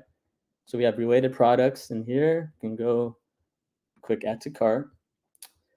Uploaded in real time our cart. You can see our cart's not connected to Stripe yet. We'll go into that later on with our client. Let's add one more. We can see our yin yang right here. We can add that to cart. And we have all of our websites here. We have pagination up to 20 for now. And if we go to our cart, we can see everything in here. Log in and check out. A user can log in and they can see their orders. They can see everything else. But with time being a component here, we'll just go into the admin UI now. So this is the UI panel for our customer. So he can come in here and he can have access to his little dashboard here. We'll give a banner if he's the admin. And boom, now our customer has a nice dashboard right here in real time for him that he can manipulate. If he wants to create a page, he can come in and create a page. If he wants to add a new product, he can come in and create a new product. If he wants to edit products, he can come in and edit all his products. Media, you can see all his media right now in real time. Users, you can see every user that is in his database. Header, you can manipulate his header now. And all this, by the way, is actually responsive. The whole website is responsive from head to toe, which makes the CSS a lot harder for what we had to do. But these guys don't play around and we don't either, so we had to make this modular. So here we go. We got media, we got pages. And if he wants to come in his own page, he could come in his home page, change, maybe he wants to change oh man to yo man. Boom, publish, preview. You can see his preview right now. And this is all in real time hosted on his website. And just like that, oh man to yo man. So that's the focus. And to do something like this for us, we have to go into the database or into the source code, figure out how to customize a hero component dynamically.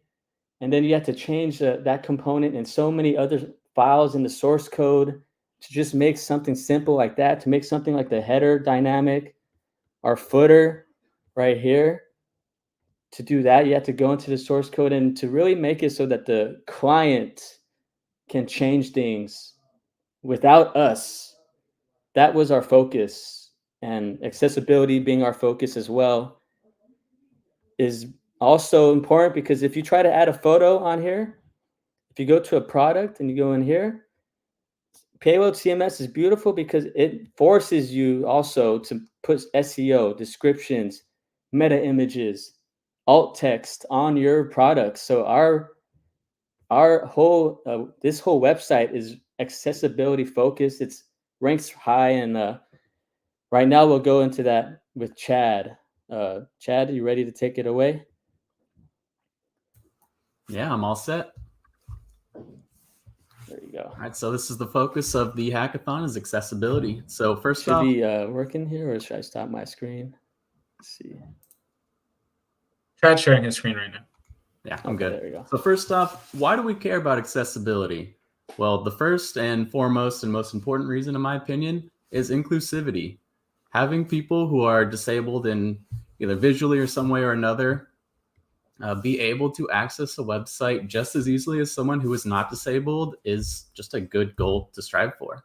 It also improves the search engine optimization. When there's more people being satisfied with your site, there's more people using it, and then it ranks higher in all of those SEO categories. Third is the legal and regulatory compliance.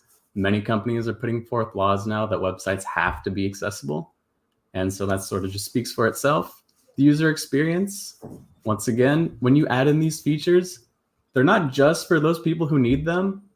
Like sometimes you just want to navigate a website using, just the keyboard. It just makes it more accessible for everyone. And finally, when there's more people who are able to access your website, you have an expanded market reach. More clients means more money. So what really does accessibility mean? These are sort of the features that we focused on. Color contrast, having, these light fonts on a very dark background, or conversely, dark colored fonts on a light background, makes it much easier to see, especially for visually impaired people.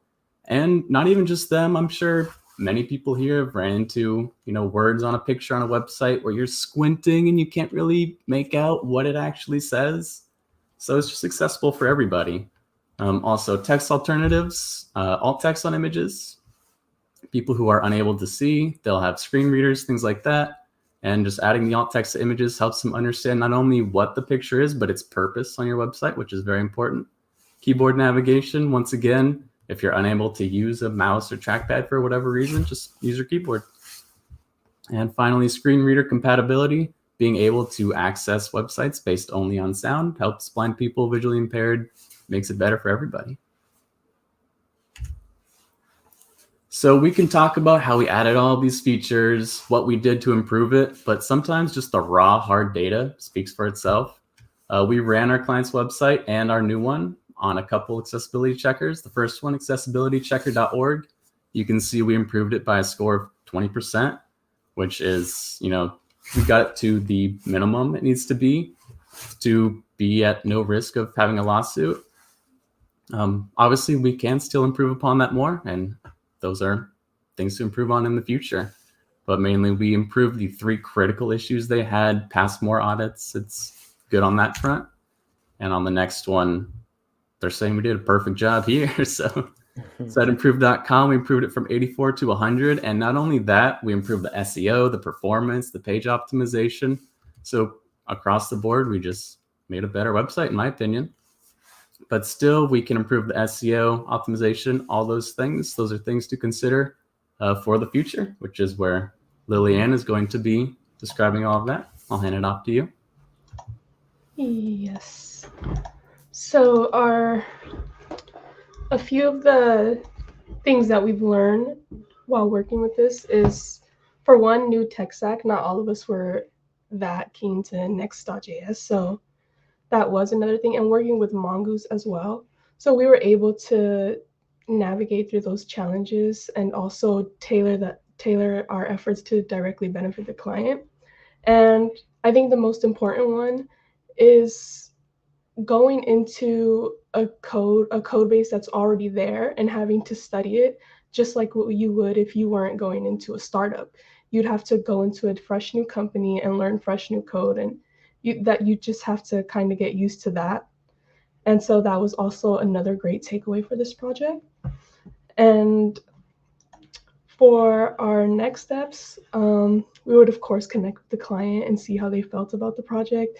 and if they would like to add more features. Like Stripe is one of the options for payment. So maybe we could get together with the client and talk to them about integrating Stripe and whatever else they would like to integrate to it. So yeah, any questions? We are a little bit tight on time, so you might have to answer some questions off stream. But awesome website. The redesign looked amazing, especially with the Blender incorporation with that hero page right there. Overall very clean, and obviously you guys still have the raw data backing up your web content accessibility at the end of the day. So very, very cool project. No doubt in my mind that your client is probably gonna love it. We're gonna queue up into the next team. So I just want to thank you guys again for presenting your project, and hopefully you'll stick around for the last two groups that we have. Yeah, thank you. Thank you.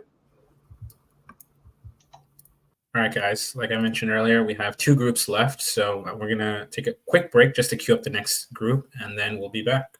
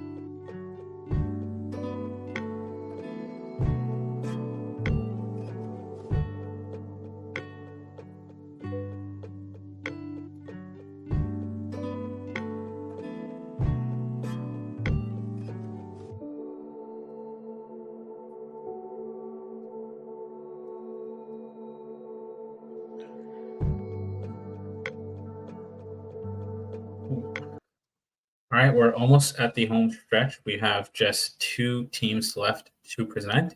Next up is Team 5. I'm going to go ahead and bring them up. Hi, guys.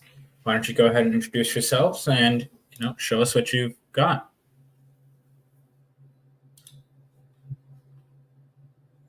Hi, I'm Ishtahad. I was the front-end developer of our application called Find Your Keto.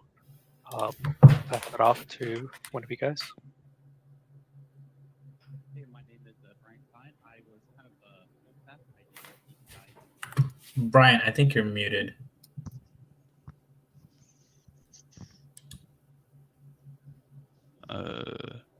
There we go. You hear me? Yeah? My bad. Yeah. Hi there. My name is Brian Stein. I helped. I was doing more of the full stack. I did some front end implementation and worked on some modals and stuff like that in this.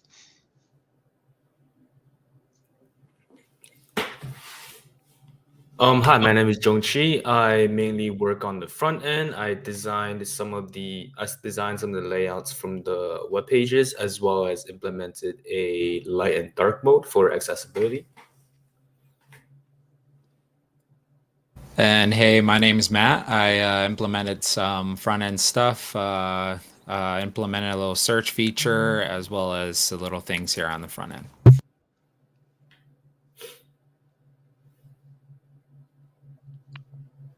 Okay, so I'll talk a little bit of about our website. So Find Your Keto. So it's inspired from finding trying to develop a healthy lifestyle through diet. So especially when we went through our boot camps, personally, we spent a lot of time sitting down. Not a whole lot of time to go out to the gym for 2 hours and get a good run in. So I think a diet, having quick access to easy recipes, and to make recipes based off a number of variables. Say you want something like vegan, or you want some beef, or you want eggs. Our app is designed to actually aggregate recipes based off those attributes. So I guess I'll talk about a little bit about what I did. So I developed a filter function. It's very simple, very intuitive. So if you click on if you see at the top, the navigation bar, we have the filter option. And then if we scroll down a little bit, we see the recipes. The recipes are being pulled from the API. Brian can talk about it. He's the one that implemented the API into our application. And there's just a lot of information to talk about thanks to the API. So from my end, we can use the filter option to choose our preferences. So I know a lot of us have allergies to gluten. A lot of us like to avoid having bleached products. Of course, a lot of us are lactose intolerant. So we can apply those changes, and it will render recipes based on those requirements. And it does it instantly. There are no advertises. There's no crazy amount of text on the screen, making it super difficult to read. It's just a matter of choosing your preference, and you can click on it, open it, and it'll show you all the details that you need to know. Shows you a picture, shows you the name of the recipe, description, the different attributes of the recipe, serving sizes. And the really cool thing is a lot of these recipes that do show up, actually, it's not showing now, but if we choose a different filter, my favorite one is when it shows up a coffee. I'm a big fan of coffee, and it shows like a side item, and you could combine both of them. You could review the nutritional data to make sure it meets your dietary needs. So that basically covers the filter function. pass it on to one of you guys now.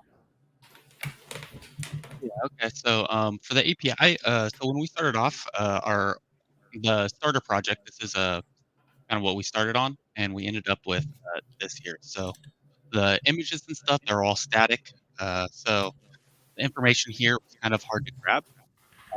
Here it's more visually pleasing. We actually pulled the image, everything comes straight from the API. So before it was kind of like a hard-coded JSON object that this stuff was in. So now we allow for a lot more content in, and we get the nice visibility features. Whereas others didn't really have that visibility.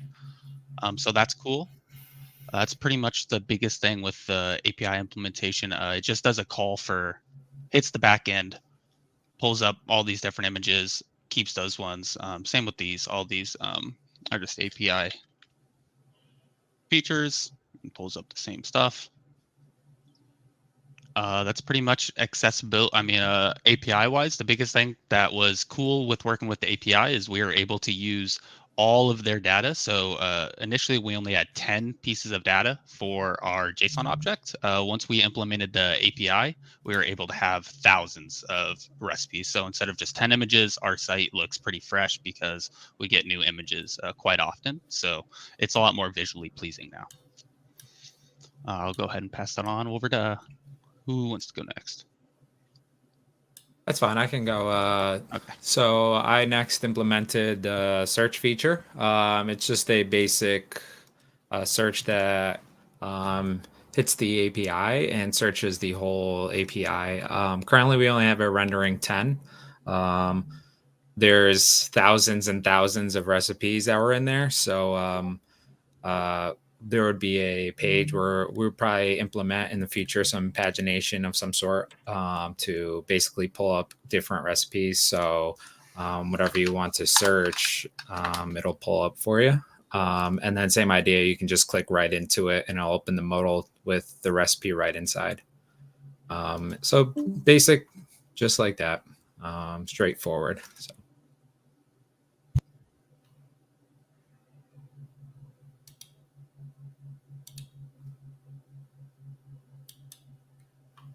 Is anyone else kind of sharing their screen? Just curious. Okay. Yeah, I will continue and talk about the color schemes and the actual light and dark mode that I implemented. So a lot of users try to have a light and dark mode because, you know, light mode is usually very jarring to the eyes, and then we could simply just switch that on and off over here. This is actually pretty simple to implement, but for the future, we are actually thinking about implementing something like colorblind mode. As you can see, most of the color schemes on this page are very monochromatic. So that may or may not be a problem for colorblind individuals. And we are thinking about adding a little bit more accessibility so that users are able to choose between different color modes, light and dark mode, as well as different colorblind modes. Yeah, but that is it. Awesome. Thank you for sharing your project. We do have a couple minutes left. I'm kind of curious, you know, what would you guys say were some of the biggest challenges or even some of the takeaways from this entire project? Working with the API, I got one. So working with the API was a little challenging just because implementing it, it takes a little bit to load, right? So it's to hit their API for random ones, because we kind of just randomly generate. It took a little bit to try to make it run the most optimal as possible. But it still is a little render time that we couldn't really get through. So the team members here, actually, there's like a little loading rendering image that holds the icons, which looks really cool. But getting that API first implemented was a little difficult because usually, you know, it's calling on our own documentation. And this time was like setting up a key and all that stuff to actually access their API. And that was pretty cool to work through the difficulties of getting that set up. But it definitely paid off because our site looks a lot better with all the images that we're able to pull from their data.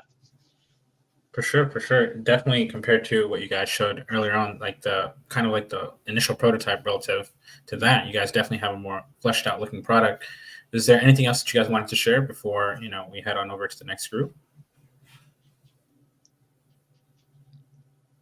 I think we're good. Anyone else have anything to say? Yeah, no, Oh, that's it for me. Yeah, totally fine. Totally fine. We do have one more group left over, so I encourage you guys to just stay, check them out. But yeah, thank you again for showing off your project. Very cool project. I'd love to have, recipes on my end, kind of just like figured out for me. Hate that meal prep kind of stuff. But yeah, thank you again. Thanks. Thank you. Cool. Thanks, everyone. So we have, like I mentioned earlier, we have one group left. We're going to go into one last little break just to kind of cue that group in, and then we'll be concluding our hackathon here today. Be right back, guys.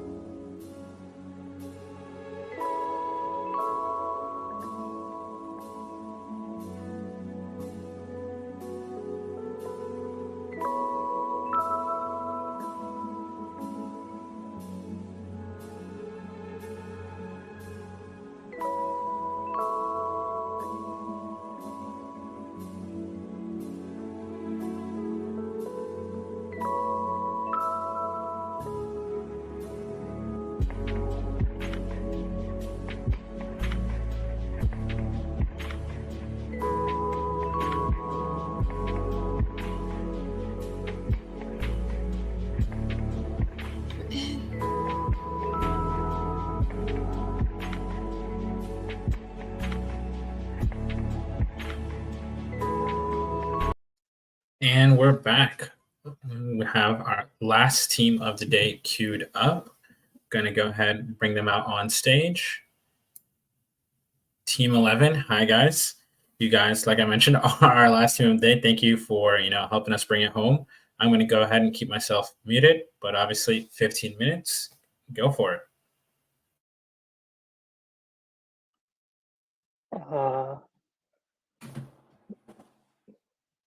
Wait, where do we present? Oh, I got it. Hi everyone. So we're team 11. My name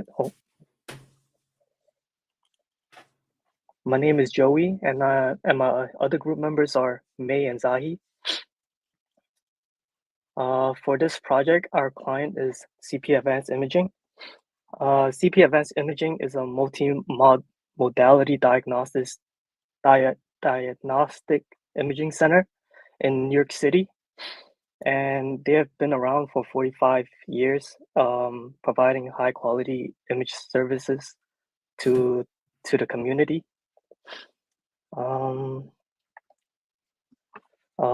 of the client requests are building a website to help create online presence, wanted a place to display information about their firm, and making the site more accessible.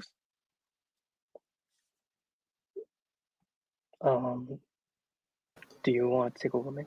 Yeah, we can keep the presentation on Joey though. I'll just talk off here. So our goal was to help our client create a website because they didn't have any. So aside from helping them create a website that displayed all the information they wanted to show their possible customers, we focused on accessibility features for this site. And some of the accessibility features that we implemented was the dark and light mode. We also have text-to-speech buttons throughout the site for any text that we have. And we have language selection available for our site because our clients, they're a firm, but they're mostly Chinese. They mostly deal with Chinese customers and clients. So we have a language selection, and we enabled all the text on the site to be able to switch to Chinese. Our site is also keyboard accessible. It's also screen reader compatible, and we also have alt images for text.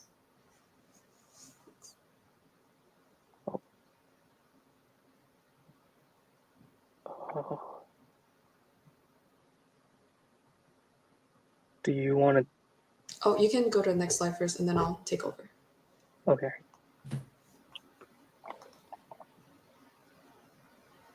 Oh.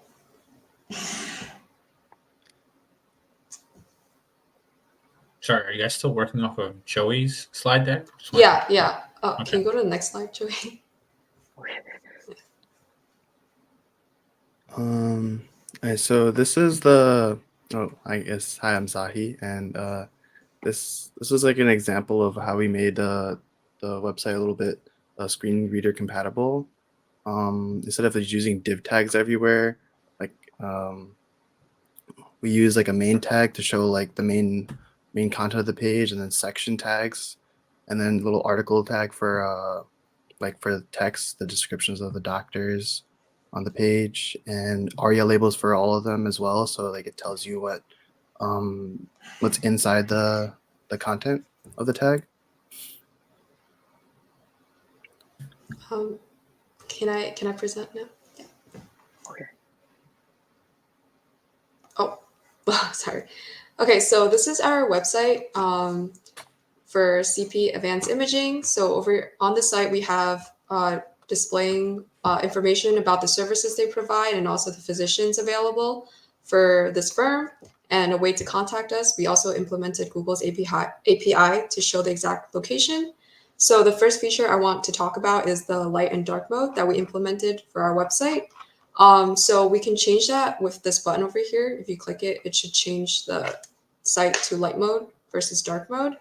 And one thing I want to point out is that on dark mode, we made it so that the images on our site and just any colors in general are more dulled, so it's less, I guess, intense on your eyes. So on light mode, people, you can see the colors are more clear, more bright, and then on dark mode, it's more dulled, just to go so that it flows better with the dark mode we have. And it also applies to the Google Maps we have. It dulls the colors on dark mode. For the light and dark mode, when you go onto this site, it will first check your systems. I know everyone has their own preferred mode for their computer. So we made it so that our website will check which system, like which mode you have on your computer. And based on which one you prefer and have already on your computer system, it will show dark mode or light mode. So for me, my computer is on dark mode, so that when I open the site, it automatically goes on dark mode first. Another feature we have for accessibility is our text-to-speech buttons. So around every, I guess, chunk of text you see, we have a button that says Read Services. So for this section, it's Read Services. If you scroll down, there's a Read Physicians button for the physician section. And when you click on it, it'll just read off all the text you have on the screen. So let me just demonstrate that.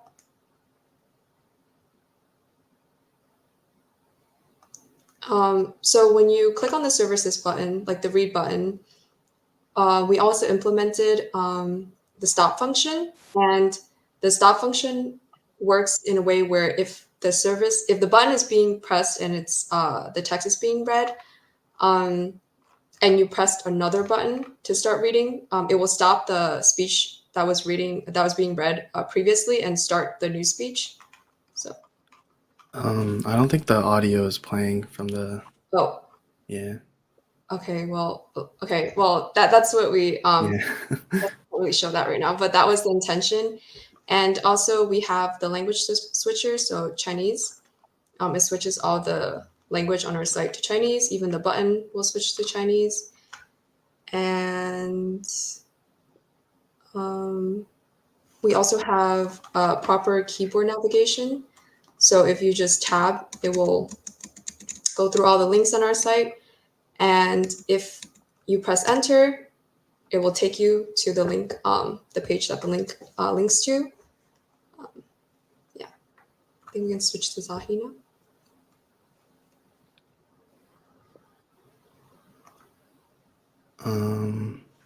Oh yeah. So key takeaways. Well, finding a client was a bit challenging for us. We actually had a client. We had a different client before. It was for like a nonprofit organization for like poverty. But they're a little bit unresponsive with like what they wanted on their website that they wanted us to make. So we ended up switching clients, and with like under a week, a little bit under a week to work with. So I guess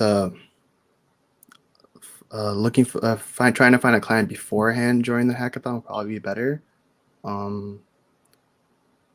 And another key takeaway would be remote teamwork. Everyone on the team is kind of working on different schedules, so it was a little bit challenging trying to get like a good time slot for everyone to work together. But after the whole 2 weeks, we actually learned a lot more about how to make like websites more accessible. I think before this, I used to just put div tags everywhere. So now I'm more aware of like what other tags to use besides divs.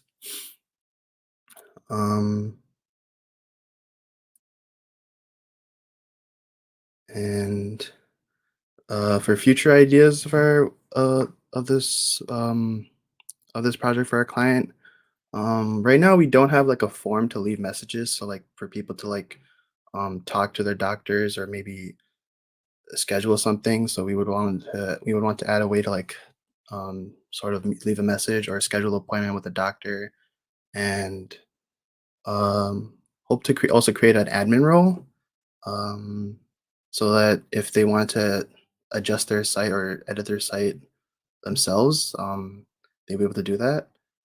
And Just and add like a colorblind mode similar to like how dark mode works. We would like to add a colorblind mode as well for people with colorblind disabilities. And yeah. Do you guys want to add anything else to that? No, I think that was good. Awesome. That's super cool. Weirdly enough, I'm actually familiar with the client that you guys ended up basing your project off of. So it's really cool that, you guys ended up making a more accessible site overall at the end of the day for them. Very cool. And obviously, it looks like you guys are going to be iterating over this particular project to continuously churn out more features for them. Very, very cool. Is there any last minute thoughts that you guys kind of want to share about your experience throughout the hackathon, or just key takeaways that you learned from coding your respective parts? I like Zahi mentioned before, but I think one of the key takeaways was definitely that accessibility. There was a lot more to accessibility than I thought there was. Because when you think of accessibility, you just think of like, oh, maybe I'll just make the colors more contrasting, or add a mode. It all sounds really easy, but then when you actually get down to do it in your code, depending on your code base and how your website's set up, it takes like little tweaks here and there, and it's not as easy as just let me just slap on a light and dark mode and stuff like that. So I think there was a lot to learn about how to make I learned a lot about how to make your website accessible, and it was definitely something that is more time consuming than I thought it would be. Like not a 1 or 2 day thing. It's something you actually have to put time into to make happen for your website. Yeah. Awesome. Well, with that, you guys are our final group. Thank you so much for ending off our hackathon with your project. I'm going to let you guys go. Obviously, I'm going to wrap up the day overall. But again, just want to give you guys a shout out for being the ones to end off our day here. Thank you. Thank you. Yeah, thank you. Bye. So with that does conclude App Academy's Winter Hackathon in regards, to the theme of accessibility. Great teams overall, great teams throughout the entirety of the day. I want to just give a couple of shout outs to everyone, all the teams that were involved. You might have heard mentioned from a couple of individuals, but everyone in our teams have been working throughout this hackathon while also in the middle of a job search. It's very, very difficult to navigate all of that, very, very difficult to kind of ensure, even working with your team, but also trying to make sure that you are obviously motivated to kind of get a job at the end of the day. So I want to give a huge shout out to the teams that worked so hard. I also want to give a couple shout outs to the team that kind of made this live stream possible, made the hackathon possible.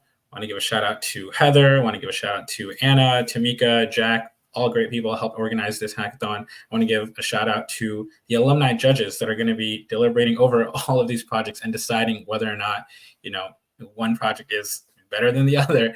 Tough job for them up ahead. Shout outs to Adam, Andrea, Caleb, John, Christopher, William, all of our alumni judges right there. I want to give App Academy a shout out for giving me the opportunity to host this hackathon. Also for letting my buddy Will help me out backstage. Heather's also been helping me out backstage today. So very, very much appreciated. And yeah, thank you so much for watching, guys. We are going to call it here. Bye.